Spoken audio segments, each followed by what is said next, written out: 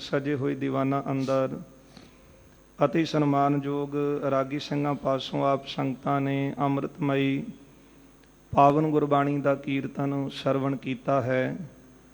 आओ गुर संगत जी, हुण समा है जो चल रही लड़ीवार गुर इतिहास की कथा ਆਪਾਂ ਸਰਵਣ ਕਰਦੇ ਆ ਰਹੇ ਹਾਂ। ਪਿਛਲੇ ਦੀਵਾਨਾਂ ਵਿੱਚ ਆਪਾਂ ਸਰਵਣ ਕੀਤਾ ਸੀ ਜਗਤ ਗੁਰੂ ਧੰਨ ਗੁਰੂ ਸ੍ਰੀ ਗੁਰੂ ਅਰਜਨ ਦੇਵ ਸਾਹਿਬ ਸੱਚੇ ਪਾਤਸ਼ਾਹ ਮਹਾਰਾਜ ਸ਼ਾਂਤੀ ਦੇ ਪੁੰਜ ਗੁਰ ਅਰਜਨ ਪ੍ਰਤੱਖ ਹਰ ਐਸੇ ਦੀਨ ਦਿਆਲ ਸਤਿਗੁਰੂ ਸ਼੍ਰੀ ਅੰਮ੍ਰਿਤਸਰ ਸਾਹਿਬ ਦੀ ਪਾਵਨ ਧਰਤੀ ਤੇ ਬਿਰਾਜਮਾਨ ਨੇ। ਬਾਬਾ ਪ੍ਰਿਥੀ ਚੰਦ ਜਿਨ੍ਹਾਂ ਨੇ ਅਨੇਕਾਂ ਹੀ ਯਤਨ ਕੀਤੇ ਸ਼੍ਰੀ ਹਰਗੋਬਿੰਦ ਸਾਹਿਬ ਜੀ ਨੂੰ ਖਤਮ ਕਰਾਉਣ ਦੇ, ਪਰ ਇਹਨਾਂ ਦੀਆਂ ਚੱਲੀਆਂ ਹੋਈਆਂ ਕੁਝੀਆਂ ਜਿਹੜੀਆਂ ਚਾਲਾਂ ਸਨ ਉਹ ਸਾਰੇ ਸਾਹਮਣੇ ਪ੍ਰਗਟ ਹੋਈਆਂ। ਫਿਰ ਆਪ ਜੀ ਅੰਮ੍ਰਿਤਸਰ ਛੱਡ ਕੇ ਹੇਹਰ ਨਗਰ ਪਹੁੰਚੇ ਨੇ। ਇਹ ਨਗਰ ਲਾਹੌਰ ਦੇ ਵਿੱਚ ਸੀ ਜਿੱਥੇ ਬਾਬਾ ਪ੍ਰਿਥੀ ਚੰਦ ਸਾਹਿਬ ਦੇ ਸਹੁਰੇ ਵੀ ਨੇ ਅਤੇ ਇਹਨਾਂ ਨੇ ਅਖੀਰਲਾ ਸਮਾਂ ਜਿਹੜਾ ਸੀ ਉਹ ਹੇਹਰ ਪਿੰਡ ਬਤੀਤ ਕੀਤਾ। ਉੱਥੇ ਆਪ ਜੀ ਦੀ ਸਮਾਧ ਵੀ ਹੈ। ਸੋਲੀ ਖਾਂ ਦੇ ਨਾਲ ਮਿਲਾਪ ਹੋਇਆ ਅਤੇ ਹੇਹਰ ਨਗਰ ਜਿਹੜਾ ਸਾਰਾ ਸੀ ਉਹ ਸੋਲੀ ਖਾਂ ਨੇ ਉਹਦਾ ਪਟਾ ਲਿਖ ਕੇ ਬਾਬੇ ਪ੍ਰਿਥੀ ਚੰਦ ਨੂੰ ਦਿੱਤਾ। ਬਾਬਾ ਪ੍ਰਿਥੀ ਚੰਦ ਜਿਨ੍ਹਾਂ ਨੇ ਸ਼੍ਰੀ ਅੰਮ੍ਰਿਤਸਰ ਸਾਹਿਬ ਵਾਂਗੂ ਸਰੋਵਰ ਤਿਆਰ ਕਰਵਾਇਆ, ਹਰਿਮੰਦਰ ਸਾਹਿਬ ਵਰਗੀ ਇੱਕ ਇਮਾਰਤ ਤਿਆਰ ਕਰਵਾਈ, ਸੋਚਿਆ ਕਿ ਜਿਸ ਤਰ੍ਹਾਂ ਹਰਿਮੰਦਰ ਸਾਹਿਬ ਸੰਗਤਾਂ ਆਉਂਦੀਆਂ ਨੇ ਉਸੇ ਤਰ੍ਹਾਂ ਮੇਰੇ ਇਸ ਬਣਾਏ ਹੋਏ ਸਰੋਵਰ ਦੇ ਇਸ਼ਨਾਨ ਕਰਨ ਵਾਸਤੇ ਵੀ ਲੋਕ ਇਕੱਠੇ ਹੋਣਗੇ। ਪਰ ਇਸ ਤਰ੍ਹਾਂ ਹੋਇਆ ਨਾ। ਇੱਧਰ ਸ਼੍ਰੀ ਅੰਮ੍ਰਿਤਸਰ ਸਾਹਿਬ ਬੇਅੰਤ ਹੀ ਸੰਗਤਾਂ ਨਤਮਸਤਕ ਹੋਣ ਵਾਸਤੇ ਹਰ ਰੋਜ਼ ਪਹੁੰਚਦੀਆਂ ਨੇ। ਧੰਨ ਗੁਰੂ ਅਰਜਨ ਦੇਵ ਸਾਹਿਬ ਜੀ ਨੇ ਵਿਚਾਰਿਆ ਕਿ ਬਾਬਾ ਪ੍ਰਿਥੀ ਚੰਦ ਸਾਡਾ ਹੀ ਵੱਡਾ ਭਰਾ ਹੈ। ਭਾਈ ਗੁਰਦਾਸ ਸਾਹਿਬ ਜੀ ਨੂੰ ਭੇਜਿਆ ਕਿ ਜਾਓ ਸਾਡੇ ਭਰਾ ਨੂੰ ਸਾਡੇ ਵੱਲੋਂ ਹੀ ਬੇਨਤੀ ਕਰਕੇ ਇੱਥੇ ਲੈ ਆਓ। ਭਾਈ ਗੁਰਦਾਸ ਸਾਹਿਬ ਜੀ ਪਹੁੰਚੇ, ਪਰ ਅੱਗੋਂ ਬਾਬਾ ਪ੍ਰਿਥੀ ਚੰਦ ਭਾਈ ਗੁਰਦਾਸ ਸਾਹਿਬ ਨੂੰ ਕਹਿਣ ਲੱਗੇ ਕਿ ਹੁਣ ਗੁਰੂ ਅਰਜਨ ਦੇਵ ਸਾਹਿਬ ਇਹ ਉਹਨਾਂ ਦੇ ਮਨ ਵਿੱਚ ਡਰ ਹੈ ਕਿਤੇ ਮੈਂ ਬਾਦਸ਼ਾਹ ਦੇ ਕੋਲ ਜਾਵਾਂ ਅਤੇ ਫੌਜਾਂ ਚੜ੍ਹ ਆਉਣਗੀਆਂ ਅਤੇ ਤਾਂ ਤੁਹਾਨੂੰ ਉਹਨਾਂ ਨੂੰ ਸਾਡੇ ਪਾਸ ਭੇਜਿਆ ਹੈ। ਪਰ ਇੱਕ ਗੱਲ ਸੋਚ ਲਓ ਕਿ ਮੈਂ ਇਹਨਾਂ ਨੂੰ ਪੁੱਤਰ ਸਮੇਤ ਗ੍ਰਿਫਤਾਰ ਕਰਵਾਵਾਂਗਾ ਅਤੇ ਖਤਮ ਕਰਾਵਾਂਗਾ। ਭਾਈ ਗੁਰਦਾਸ ਸਾਹਿਬ ਜੀ ਸੁਣ ਕੇ ਗੁੱਸੇ ਵਿੱਚ ਆਏ ਨੇ, ਵੀਰ ਰਸ ਵਿੱਚ ਆਏ। ਕਹਿਣ ਲੱਗੇ ਪ੍ਰਿਥੀ ਚੰਦ, ਗੁਰੂ ਅਰਜਨ ਦੇਵ ਸਾਹਿਬ ਹਨ ਸੂਰਜ ਦੀ ਤਰ੍ਹਾਂ, ਅਤੇ ਜਦੋਂ ਸੂਰਜ ਚੜ੍ਹਦਾ ਏ ਅਤੇ ਚੜ੍ਹਿਆ ਸੂਰਜ ਉੱਲੂ ਉਹਨੂੰ ਕਿੱਥੇ ਸੁੱਖ ਮਿਲਦਾ ਏ। ਨਿੰਦਕ ਉੱਲੂਆਂ ਦੀ ਤਰ੍ਹਾਂ ਜਾਣੋ, ਜਿਹੜੇ ਸੰਤ ਜਾਣੇ ਉਹ ਕਮਲ ਦੇ ਫੁੱਲ ਦੀ ਤਰ੍ਹਾਂ ਹਨ। ਗੁਰੂ ਅਰਜਨ ਦੇਵ ਸਾਹਿਬ ਜੀ ਦੇ ਦਰਸ਼ਨ ਕਰਕੇ ਸਿੱਖ ਸੰਗਤਾਂ ਸੁੱਖ ਪਾਉਂਦੀਆਂ ਨੇ। ਨਿੰਦਕ ਜਿਹੜੇ ਹਨ, ਜਿਸ ਤਰ੍ਹਾਂ ਸੂਰਜ ਚੜ੍ਹਿਆ ਚੋਰਾਂ ਲਈ ਦੁਖਦਾਈ ਹੁੰਦਾ ਹੈ, ਇਸੇ ਤਰ੍ਹਾਂ ਜਿਹੜੇ ਨਿੰਦਕ ਹਨ ਚੋਰਾਂ ਦੀ ਤਰ੍ਹਾਂ ਉਹਨਾਂ ਲਈ ਦੁਖਦਾਈ ਹਨ। ਸੱਚਮੁੱਚ ਤੇਰਾ ਨਾਮ ਪ੍ਰਿਥੀ ਚੰਦ ਹੈ, ਅਤੇ ਜਦੋਂ ਸੂਰਜ ਚੜ੍ਹਦਾ ਹੈ ਅਤੇ ਚੰਦਰਮਾ ਦੀ ਪ੍ਰਭਾ ਫਿੱਕੀ ਪੈ ਜਾਂਦੀ। ਤੇਰੇ ਜਿਹੜੇ ਸੇਵਕ ਨੇ ਨਾ ਉਹ ਤਾਰਿਆਂ ਦੀ ਤਰ੍ਹਾਂ ਨੇ। ਚੜ੍ਹੇ ਹੋਏ ਸੂਰਜ ਦੇ ਸਾਹਮਣੇ ਤਾਰੇ ਕਿੱਥੇ ਰਹਿੰਦੇ ਨੇ, ਅਲੋਪ ਹੋ ਜਾਂਦੇ ਨੇ। ਇਸ ਤਰ੍ਹਾਂ ਗੁਰੂ ਅਰਜਨ ਦੇਵ ਸਾਹਿਬ ਜੀ ਦੀ ਬਰਾਬਰੀ ਤਾਂ ਤੂੰ ਚਾਹ ਕੇ ਵੀ ਨਹੀਂ ਕਰ ਸਕਦਾ।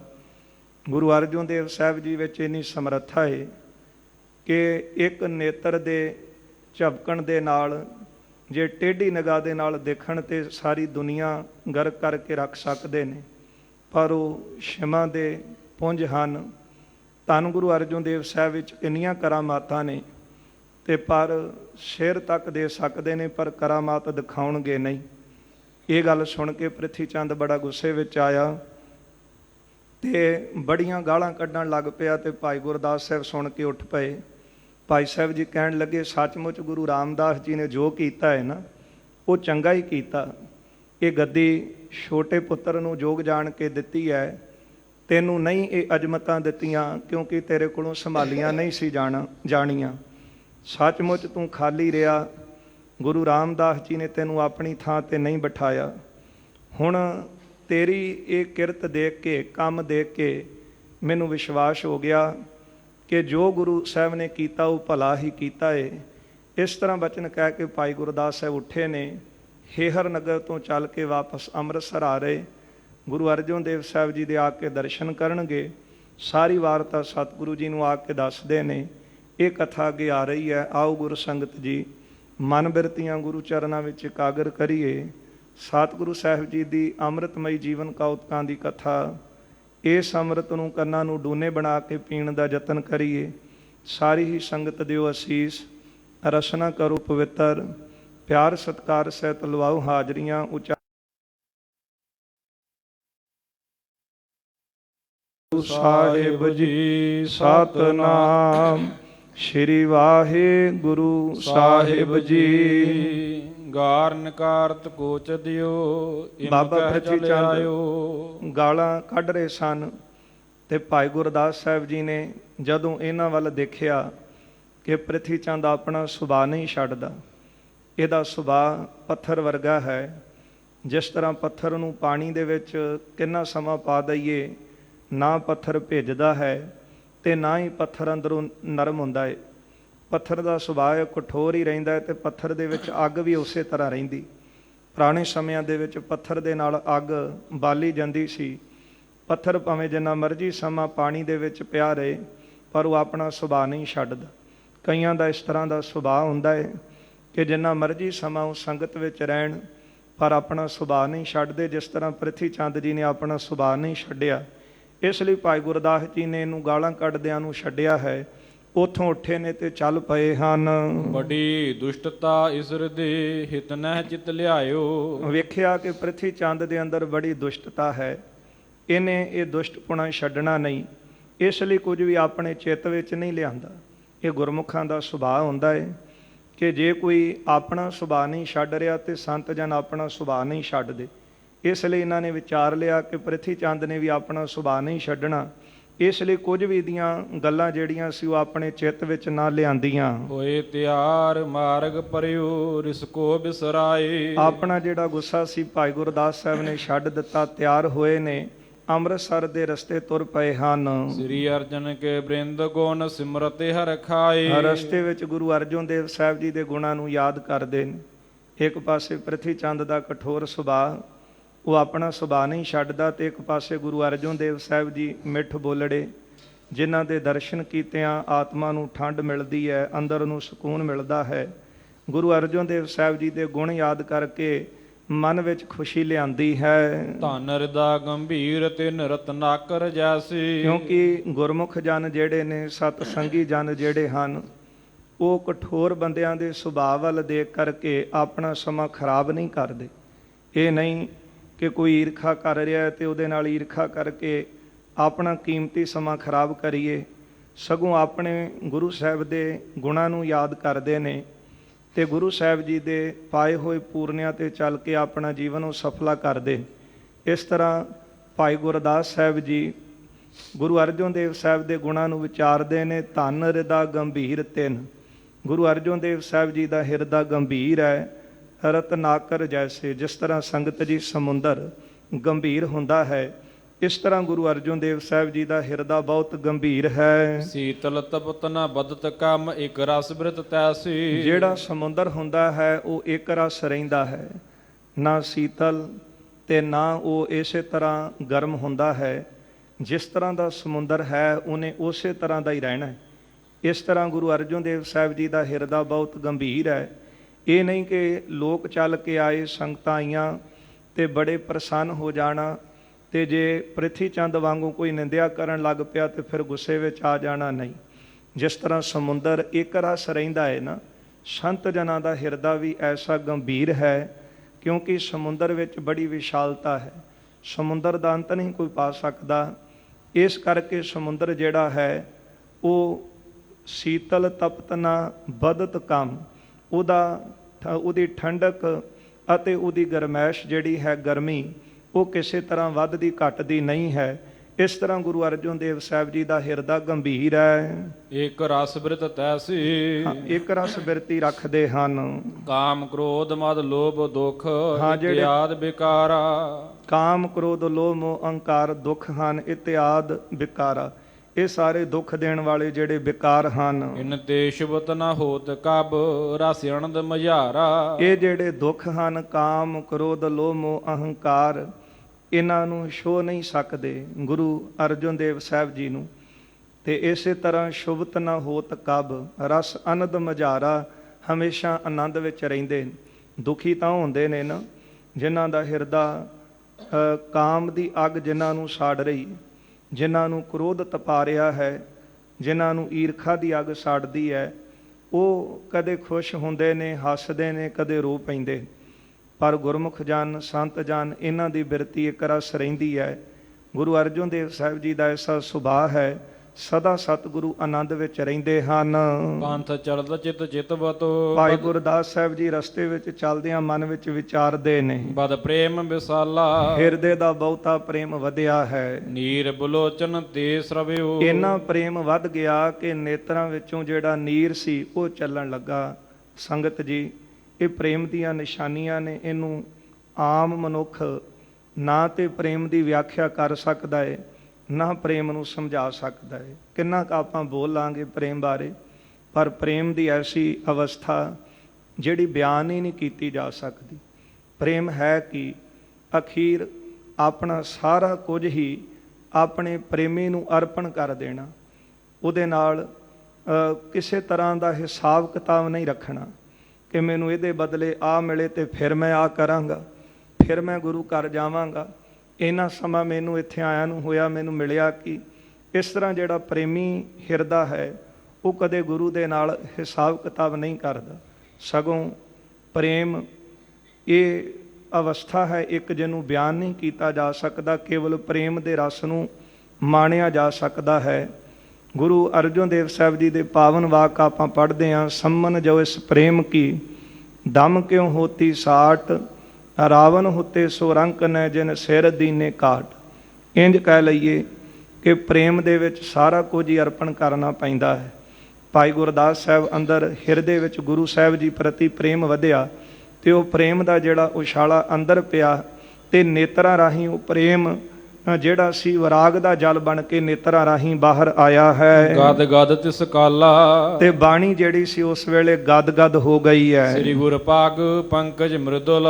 ਸਤਿਗੁਰੂ ਜੀ ਗੁਰੂ ਅਰਜਨ ਦੇਵ ਸਾਹਿਬ ਮਹਾਰਾਜ ਸ਼੍ਰੀ ਗੁਰ ਪਾਗ ਮਹਾਰਾਜ ਜੀ ਦੇ ਜਿਹੜੇ ਚਰਨ ਕਮਲ ਹਨ, ਮ੍ਰਿਦੁਲ ਬਹੁਤ ਕੋਮਲ ਹਨ। ਗੁਰ ਬਿਖੈ ਬਸਾਈ। ਆਪਣੇ ਹਿਰਦੇ ਵਿੱਚ ਗੁਰੂ ਅਰਜਨ ਦੇਵ ਸਾਹਿਬ ਜੀ ਦੇ ਚਰਨ ਵਸਾ ਲਏ। ਸੁੰਦਰ ਦਰਸ਼ਨ ਦੇਖਬੇ। ਗੁਰੂ ਸਾਹਿਬ ਜੀ ਦੇ ਸੋਹਣੇ ਦਰਸ਼ਨਾਂ ਨੂੰ ਦੇਖਣ ਵਾਸਤੇ ਮਨ ਮਹਿ ਕੁਲਾਏ। ਤੇ ਮਨ ਦੇ ਵਿੱਚ ਅਕੁਲਾਏ, ਮਨ ਦੇ ਵਿੱਚ ਬੜੇ ਵਿਆਕੁਲ ਹੋ ਰਹੇ ਸਨ ਭਾਈ ਗੁਰਦਾਸ ਸਾਹਿਬ ਜੀ ਕਿ ਕਦੋਂ ਗੁਰੂ ਅਰਜਨ ਦੇਵ ਸਾਹਿਬ ਜੀ ਦੇ ਮੈਨੂੰ ਦਰਸ਼ਨ ਹੋਣ, ਕਦੋਂ ਜਾ ਕੇ ਮੈਂ ਮਹਾਰਾਜ ਦੇ ਦਰਸ਼ਨ ਕਰਕੇ ਆਨੰਦ ਪ੍ਰਾਪਤ ਕਰਾਂ। ਕਿਉਂਕਿ ਪ੍ਰਿਥੀ ਚੰਦ ਦਾ ਕਠੋਰ ਸੁਭਾਅ ਦੇਖਿਆ ਤੇ ਹਿਰਦਾ ਬੜਾ ਉਦਾਸ ਹੋਇਆ। ਪਰ ਹੁਣ ਇਸ ਹਿਰਦੇ ਨੂੰ ਪ੍ਰਸੰਨ ਕਰਨ ਵਾਸਤੇ ਉਹਨਾਂ ਨੇ ਗੁਰੂ ਅਰਜਨ ਦੇਵ ਸਾਹਿਬ ਜੀ ਦੀ ਮੂਰਤ ਨੂੰ ਆਪਣੇ ਹਿਰਦੇ 'ਚ ਵਸਾਇਆ। ਗੁਰੂ ਅਰਜਨ ਦੇਵ ਸਾਹਿਬ ਦੇ ਚਰਨਾਂ ਦਾ ਧਿਆਨ ਧਾਰਿਆ। ਫਿਰ ਇਹਨਾਂ ਅੰਦਰ ਪ੍ਰੇਮ ਦਾ ਉਛਾਲਾ ਵੱਜਾ ਕਿ ਜਿਹੜਾ ਪਿਆਰ ਸੀ ਉਹ ਨੇਤਰਾਂ ਰਾਹੀਂ ਵੈਰਾਗ ਦਾ ਜਲ ਬਣ ਕੇ ਬਾਹਰ ਤੁਰਿਆ। ਮਨ ਵਿੱਚ ਇਹ ਖਿਆਲ ਕਰਦੇ ਨੇ ਕਿ ਕਦੋਂ ਜਾ ਕੇ ਮੈਂ ਗੁਰੂ ਅਰਜਨ ਦੇਵ ਸਾਹਿਬ ਜੀ ਦੇ ਦਰਸ਼ਨ ਕਰਾਂਗਾ। ਪੰਥ ਚਲਤ ਭਾ ਸ਼ੀਘ੍ਰ ਹੀ ਦਿਸ਼ ਅੰਮ੍ਰਿਤ ਤਾਲਾ। ਰਸਤੇ ਵਿੱਚ ਚੱਲਦੇ ਹਨ ਛੇਤੀ ਛੇਤੀ ਕਿ ਮੈਂ ਅੰਮ੍ਰਿਤਸਰ ਪਹੁੰਚ ਜਾਵਾਂ। ਪਹੁੰਚਿਓ ਤੂਰਨ ਜਾਏ ਕਾ ਸ੍ਰੀ ਗੁਰ ਕੀ ਸ਼ਾਲਾ। ਗੁਰੂ ਅਰਜਨ ਦੇਵ ਸਾਹਿਬ ਜੀ ਦੀ ਸ਼ਾਲਾ ਭਾਵ ਘਰ ਜਾਂ ਜਿੱਥੇ ਗੁਰੂ ਅਰਜਨ ਦੇਵ ਸਾਹਿਬ ਜੀ ਬਿਰਾਜਮਾਨ ਸਨ, ਗੁਰੂ ਸਾਹਿਬ ਜੀ ਦੇ ਅਸਥਾਨ ਤੇ ਭਾਈ ਗੁਰਦਾਸ ਸਾਹਿਬ ਬਹੁਤ ਛੇਤੀ ਚੱਲ ਕੇ ਪਹੁੰਚ ਗਏ ਹਨ। ਬੰਦਨ ਪਦ ਅਰਬਿੰਦ ਕਾਰ ਲੋਚਨ ਭਰ ਹੀਰੇ। ਗੁਰੂ ਅਰਜਨ ਦੇਵ ਸਾਹਿਬ ਸੱਚੇ ਪਾਤਸ਼ਾਹ ਮਹਾਰਾਜ ਦੇ ਚਰਨਾਂ ਤੇ ਬੰਦਨਾ ਕੀਤੀ ਹੈ, ਨੇਤਰ ਭਰ ਕੇ ਗੁਰੂ ਸਾਹਿਬ ਦੇ ਦਰਸ਼ਨ ਕੀਤੇ ਹਨ। ਪਰਮ ਪ੍ਰੇਮ ਪੁਲਕਾਵਲੀ ਆਨੰਦ ਉਮੰਗੀਰੀ। ਬਹੁਤੇ ਪ੍ਰੇਮ ਦੇ ਵਿੱਚ ਜਿਹੜਾ ਰੋਮ ਰੋਮ ਸੀ ਉਹ ਖਿੜ ਗਿਆ ਹੈ। ਜਦੋਂ ਬਹੁਤਾ ਪ੍ਰੇਮ ਮਨ ਵਿੱਚ ਵਧੇ ਤੇ ਫਿਰ ਦਰਸ਼ਨ ਦੇਖਤ ਹੀ ਸੁਧ ਕੀ ਨਾ ਸੁਧ ਰਹੀ, ਬੁੱਧ ਕੀ ਨਾ ਬੁੱਧ ਰਹੀ, ਮਤ ਮੈਂ ਨਾ ਮਤ ਹੈ। ਐਸੀ ਅਵਸਥਾ ਭਾਈ ਗੁਰਦਾਸ ਸਾਹਿਬ ਜੀ ਦੀ ਬਣੀ ਹੈ ਕਿ ਪਿਆਰ ਦੇ ਵਿੱਚ ਆ ਕੇ ਰੋਮ ਰੋਮ ਜਿਹੜਾ ਸੀ ਉਹ ਖਿੜ ਗਿਆ। ਸ਼੍ਰੀ ਅਰਜਨ ਜੀ ਦੇਖ ਕੈ ਸੁਧ ਬੂਝਨ ਕੀਨੀ। ਗੁਰੂ ਅਰਜਨ ਦੇਵ ਸਾਹਿਬ ਜੀ ਨੇ ਭਾਈ ਗੁਰਦਾਸ ਸਾਹਿਬ ਜੀ ਵੱਲ ਦੇਖਿਆ, ਦੇਖ ਕੇ ਸਤਿਗੁਰੂ ਜੀ ਸਾਰੀ ਖਬਰ ਪੁੱਛਦੇ ਹਨ। ਕਹੋ ਭਰਾਤਾ ਕਹੋ ਭਰਾਤ ਕੀ ਬਾਰਤਾ ਕੈਸੀ ਗਤ ਚੀਨੀ। ਗੁਰੂ ਸਾਹਿਬ ਨੇ ਪੁੱਛਿਆ ਕਿ ਦੱਸੋ ਭਰਾ ਪ੍ਰਿਥੀ ਚੰਦ ਦੀ ਜਿਹੜੀ ਵਾਰਤਾ ਹੈ, ਸਾਰੀ ਗੱਲਬਾਤ ਦੱਸੋ ਕਿ ਕਿਸ ਤਰ੍ਹਾਂ ਉਹਨੂੰ ਤੁਸੀਂ ਦੇਖ ਕੇ ਆਏ ਹੋ, ਕਿਸ ਤਰ੍ਹਾਂ ਤੁਸੀਂ ਉਹਨੂੰ ਸਮਝਾਇਆ ਹੈ। ਕਿਸ ਪ੍ਰਕਾਰ ਕੋ ਮਾਤਿਆ ਹੈ ਆਵਨ ਇਸ ਥਾਨਾ। ਕਿਸ ਤਰ੍ਹਾਂ ਹੁਣ ਪ੍ਰਿਥੀ ਚੰਦ ਦੀ ਸਲਾਹ ਹੈ, ਇੱਧਰ ਆਉਣਾ ਚਾਹੁੰਦਾ ਹੈ ਕਿ ਨਹੀਂ। ਦੁਸ਼ਟ ਸੁਭਾਵ ਤਿਆਗਿਓ ਮਾਨਿਓ ਕਿ ਨਾ ਮਾਨਾ। ਉਹਨੇ ਆਪਣਾ ਕਠੋਰ ਸੁਭਾਅ ਛੱਡਿਆ ਕਿ ਨਹੀਂ, ਤੁਹਾਡਾ ਕਹਿਣਾ ਮੰਨਿਆ ਹੈ ਕਿ ਨਹੀਂ। ਹਾਥ ਬੰਦ ਭਾਈ ਕਹਿਓ ਤੁਮ ਪਰਬਲ ਮਾਇਆ। ਹੱਥ ਜੋੜ ਕੇ ਭਾਈ ਗੁਰਦਾਸ ਸਾਹਿਬ ਗੁਰੂ ਅਰਜਨ ਦੇਵ ਸਾਹਿਬ ਨੂੰ ਕਹਿੰਦੇ ਨੇ, ਮਹਾਰਾਜ ਦਾਤਾ ਤੁਹਾਡੀ ਜਿਹੜੀ ਮਾਇਆ ਹੈ ਇਹ ਬੜੀ ਪ੍ਰਬਲ ਹੈ। ਜੋਗੀ ਮੁਨ ਜਨ ਆਦਤੀ ਕੋ ਨਾ ਪਰਮਾਇਆ। ਵੱਡੇ ਵੱਡੇ ਜੋਗੀ ਮੁਨੀ ਜਨ ਇਸ ਮਾਇਆ ਨੇ ਕਿਹੜੇ ਕਿਹੜੇ ਨਹੀਂ ਪਰਮਾਏ। ਵੱਡੇ ਵੱਡੇ ਜੋਗੀਆਂ ਨੂੰ, ਵੱਡੇ ਵੱਡੇ ਮੁਨੀਆਂ ਨੂੰ, ਇੱਥੋਂ ਤੱਕ ਕਿ ਇਸ ਮਾਇਆ ਨੇ ਜਿਨ ਬ੍ਰਹਮਾ ਵਿਸ਼ਨ ਮਹਾਦੇਵ ਛਲਿਆ। ਇਹ ਦਾਤਾ ਤੇਰੀ ਮਾਇਆ ਬਹੁਤ ਪ੍ਰਬਲ ਹੈ। ਇਸ ਮਾਇਆ ਨੇ ਵੱਡੇ ਵੱਡਿਆਂ ਨੂੰ ਪਰਮਾ ਦਿੱਤਾ, ਪਰ ਬਚਿਆ ਕੌਣ ਹੈ? ਜਿਹੜੇ ਤੇਰੇ ਅਕਾਲ ਪੁਰਖ ਵਾਹਿਗੁਰੂ ਦੇ ਚਰਨਾਂ ਦੇ ਵਿੱਚ ਸੁਰਤ ਜੋੜ ਕੇ ਬੈਠੇ, ਜਿਹੜੇ ਤੇਰੀ ਭਗਤੀ ਕਰਦੇ, ਨਾਮ ਜਪਦੇ ਨੇ, ਮਨ ਕਰਕੇ ਤੇਰੇ ਉਪਦੇਸ਼ ਨੂੰ ਮੰਨਦੇ ਨੇ, ਕਮਾਉਂਦੇ ਨੇ, ਬਸ ਉਹ ਮਾਇਆ ਤੋਂ ਬਚੇ ਨੇ। ਤੇ ਉਹ ਕੋਟਨ ਮੈਂ ਨਾਨਕ ਕੋ ਨਾਰਾਇਣ ਜਿਹ ਚੀਤ, ਉਹ ਕਰੋੜਾਂ ਵਿੱਚੋਂ ਵਿਰਲੇ ਹਨ। ਇਉਂ ਦਿਖਾਵੇ ਤਾਂ ਬੜੇ ਕਰਦੇ ਨੇ ਕਿ ਆਪਾਂ ਗੁਰੂ ਦੇ ਹਾਂ, ਪਰ ਗੁਰੂ ਦੇ ਆਸ਼ੇ ਅਨੁਸਾਰ ਚੱਲਣ ਵਾਲਾ ਕੋਈ ਵਿਰਲਾ ਹੀ ਹੈ। ਭਾਈ ਗੁਰਦਾਸ ਜੀ ਕਹਿੰਦੇ ਨੇ, ਦਾਤਾ ਤੇਰੀ ਮਾਇਆ ਬੜੀ ਪ੍ਰਬਲ ਹੈ। ਇਸ ਮਾਇਆ ਨੇ ਵੱਡੇ ਵੱਡੇ ਮੁਨੀ ਜਨ ਜੋਗੀਆਂ ਨੂੰ ਪਰਮਾ ਦਿੱਤਾ ਹੈ।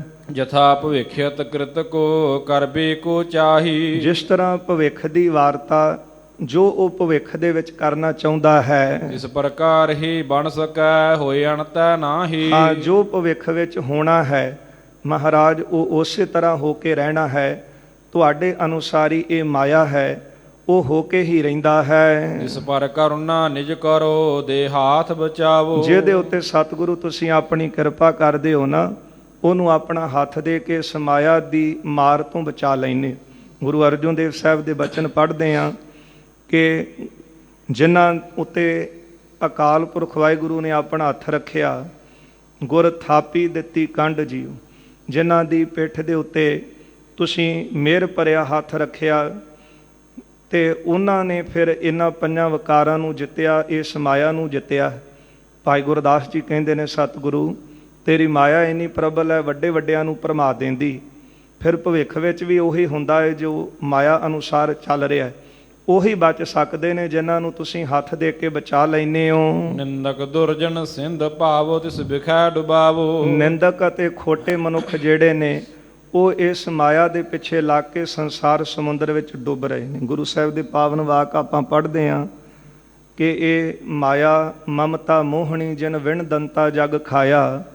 ਮਨਮੁਖ ਖਾਧੇ ਗੁਰਮੁਖ ਉਭਰੇ ਜਿਨੀ ਸੱਚ ਨਾਮ ਚਿਤ ਲਾਏ। ਮਨਮੁਖ ਖਾਧੇ ਗਏ, ਗੁਰਮੁਖ ਬਚੇ ਨੇ। ਮਨਮੁਖ ਜਿਹੜੇ ਮਨ ਪਿੱਛੇ ਚੱਲਦੇ ਸੀ, ਹੁਣ ਕਹਿੰਦੇ ਤਾਂ ਆਪਾਂ ਸਾਰੇ ਹਾਂ ਕਿ ਆਪਾਂ ਗੁਰਮੁਖ ਹਾਂ, ਪਰ ਕਿੰਨੇ ਕੁ ਗੁਰਮੁਖ ਹਾਂ ਉਹ ਸਾਡਾ ਮਨ ਜਾਣਦਾ ਹੈ। ਆਪਾਂ ਕਿੰਨੀ ਕੁ ਗੁਰੂ ਦੀ ਆਗਿਆ ਵਿੱਚ ਰਹਿੰਦੇ ਹਾਂ। ਹਰ ਕੰਮ ਆਪਣੇ ਮਨ ਅਨੁਸਾਰ, ਮਰਜ਼ੀ ਅਨੁਸਾਰ ਕਰਨਾ, ਫਿਰ ਕਹਿਣਾ ਕਿ ਅਸੀਂ ਗੁਰਮੁਖ ਹਾਂ। ਪਰ ਗੁਰਮੁਖਾਂ ਦੀ ਅਵਸਥਾ ਬਹੁਤ ਉੱਚੀ ਹੁੰਦੀ। ਦਿਖਾਈ ਸੀ ਗੁਰਮੁਖਾਂ ਦੀ ਅਵਸਥਾ ਗੁਰੂ ਅਰਜਨ ਦੇਵ ਸਾਹਿਬ ਨੇ ਭਾਈ ਭਿਖਾਰੀ ਜੀ ਦੇ, ਭਾਈ ਗੁਰਮੁਖ ਜੀ ਦੇ ਤਾਈਂ ਭਾਈ ਭਿਖਾਰੀ ਜੀ ਦੀ ਅਵਸਥਾ ਦਿਖਾਈ, ਜਿਹੜੇ ਇੱਕ ਰਸ ਬਿਰਤੀ ਦੇ ਮਾਲਕ ਨੇ, ਜਿਹੜੇ ਹਮੇਸ਼ਾ ਭਾਣੇ ਦੇ ਵਿੱਚ ਪ੍ਰਸੰਨ ਰਹਿ ਕੇ ਆਪਣਾ ਸਮਾਂ ਬਤੀਤ ਕਰ ਰਹੇ ਸਨ। ਇਸ ਲਈ ਭਾਈ ਗੁਰਦਾਸ ਸਾਹਿਬ ਕਹਿੰਦੇ ਨੇ, ਸਤਿਗੁਰੂ ਤੇਰੀ ਮਾਇਆ ਬਹੁਤ ਪ੍ਰਬਲ ਹੈ। ਵੱਡੇ ਵੱਡਿਆਂ ਨੂੰ ਮਾਇਆ ਨੇ ਖਾ ਲਿਆ, ਪਰ ਉਹ ਬੱਚੇ ਜਿਨ੍ਹਾਂ ਉੱਤੇ ਤੁਸੀਂ ਹੱਥ ਰੱਖਿਆ ਹੈ। ਇਸ ਲਈ ਇਸ ਸੰਸਾਰ ਸਮੁੰਦਰ ਵਿੱਚ ਮਾਇਆ ਨੇ ਆਪਣੇ ਪਿੱਛੇ ਲਾ ਕੇ ਸਾਰਿਆਂ ਨੂੰ ਡੋਬਿਆ ਹੈ। ਕਿਮ ਉਧਾਰ ਤਿਨ ਹੋਏ ਸਕੈ ਗੋਤੇ ਨਿਤ ਖਾਵੈ। ਕਿਸ ਤਰ੍ਹਾਂ ਉਧਾਰ ਉਹਨਾਂ ਦਾ ਹੋ ਸਕਦਾ ਜਿਹੜੇ ਮਾਇਆ ਪਿੱਛੇ ਲੱਗੇ। ਕਹਿਣਾ ਸੌਖਾ ਹੈ, ਪਰ ਜਿਸ ਮਾਇਆ ਦੁਆਰਾ ਇਹ ਸ੍ਰਿਸ਼ਟੀ ਦੀ ਰਚਨਾ ਹੋਈ ਹੋਵੇ, ਸਾਰਾ ਕੁਝ ਮਾਇਆ ਦਾ ਹੀ ਪਸਾਰਾ ਹੈ, ਇਹਦੇ ਤੋਂ ਬਚਣਾ ਬਹੁਤ ਔਖਾ ਹੈ। ਜਿਸ ਤਰ੍ਹਾਂ ਸੰਗਤ ਜੀ ਕਮਲ ਖਿੜਦਾ ਤੇ ਚਿੱਕੜ ਵਿੱਚ ਹੈ, ਪਰ ਕਮਲ ਰਹਿੰਦਾ ਚਿੱਕੜ ਤੋਂ ਨਿਰਲੇਪ ਹੈ। ਜਿਉਂ ਕਮਲ ਰਹਿ ਵਿੱਚ ਪਾਣੀ ਹੈ, ਇਸ ਤਰ੍ਹਾਂ ਸੰਤ ਜਨ ਗੁਰਮੁਖ ਜਨ ਮਾਇਆ ਦੀ ਲਪੇਟ ਵਿੱਚ ਨਹੀਂ ਆਉਂਦੇ। ਜਦੋਂ ਆਪਾਂ ਸੰਤਾਂ ਦਾ ਜੀਵਨ ਪੜ੍ਹਦੇ ਹਾਂ, ਉਹਨਾਂ ਗੁਰਮੁਖਾਂ ਦਾ ਜੀਵਨ ਪੜ੍ਹਦੇ ਹਾਂ ਜਿਨ੍ਹਾਂ ਨੇ ਸਾਰਾ ਜੀਵਨ ਇਸ ਮਾਇਆ ਤੋਂ ਨਿਰਲੇਪ ਰਹਿ ਕੇ ਬਤੀਤ ਕੀਤਾ। ਇਸੇ ਕਰਕੇ ਹਰ ਰੋਜ਼ ਆਪਾਂ ਕਹਿੰਦੇ ਹਾਂ, ਤਿੰਨ ਸੰਤਨ ਕੋ ਬੰਧਨਾ ਸਿਰ ਚਰਨਨ ਪਰ ਧਾਰ।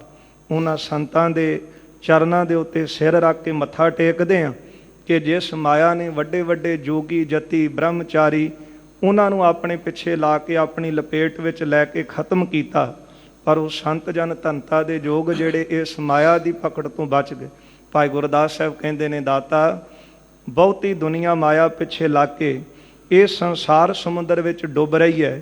ਇਸ ਸੰਸਾਰ ਸਮੁੰਦਰ ਵਿੱਚ ਲੋਕ ਗੋਤੇ ਖਾ ਰਹੇ ਹਨ। ਹੋਤ ਨਾ ਪ੍ਰਾਪਤ ਹੋਤ ਹੈ, ਕਿਮ ਤਟ ਪਰ ਆਵੈ। ਜਿੰਨਾ ਚਿਰ ਜਹਾਜ਼ ਨਹੀਂ ਮਿਲਦਾ ਉਹਨਾਂ ਚਿਰ ਬੰਦਾ ਸਮੁੰਦਰ ਤੋਂ ਬਾਹਰ ਕਿੱਦਾਂ ਆ ਸਕਦਾ ਹੈ? ਉਹ ਗੋਤੇ ਹੀ ਖਾਵੇਗਾ, ਡੁੱਬੇਗਾ ਹੀ ਨਾ। ਤੇ ਹੁਣ ਜਹਾਜ਼ ਕੀ ਹੈ? ਜਹਾਜ਼ ਅਕਾਲ ਪੁਰਖ ਪਰਮੇਸ਼ਰ ਵਾਹਿਗੁਰੂ ਜੀ ਦਾ ਨਾਮ ਹੈ। ਇਸ ਨਾਮ ਨੂੰ ਵਿਰਲਿਆਂ ਨੇ ਹਿਰਦੇ 'ਚ ਵਸਾਇਆ। ਮੁਖੋਂ ਹਰ ਹਰ ਸਭ ਕੋ ਕਹੈ, ਵਿਰਲਾ ਹਿਰਦੈ ਵਸਾਇਆ। ਇਹ ਤਾਂ ਗੁਰੂ ਸਾਹਿਬ ਨੇ ਸਪਸ਼ਟ ਕਿਹਾ ਹੈ ਕਿ ਮੁਖੋਂ ਤਾਂ ਸਾਰੇ ਕਹਿ ਰਹੇ ਆ, ਵਾਹਿਗੁਰੂ ਵਾਹਿਗੁਰੂ ਜਪਦੇ ਆ, ਰਾਮ ਰਾਮ ਕੋਈ ਜਪ ਰਿਹਾ ਹੈ, ਅੱਲਾ ਅੱਲਾ ਜਪ ਰਿਹਾ ਹੈ, ਪਰ ਵਿਰਲਾ ਹਿਰਦੈ ਵਸਾਇਆ। ਨਾਨਕ ਜਿਨ ਕੈ ਹਿਰਦੈ ਵਸਿਆ, ਮੋਖ ਮੁਕਤ ਤਿਨ ਪਾਇਆ।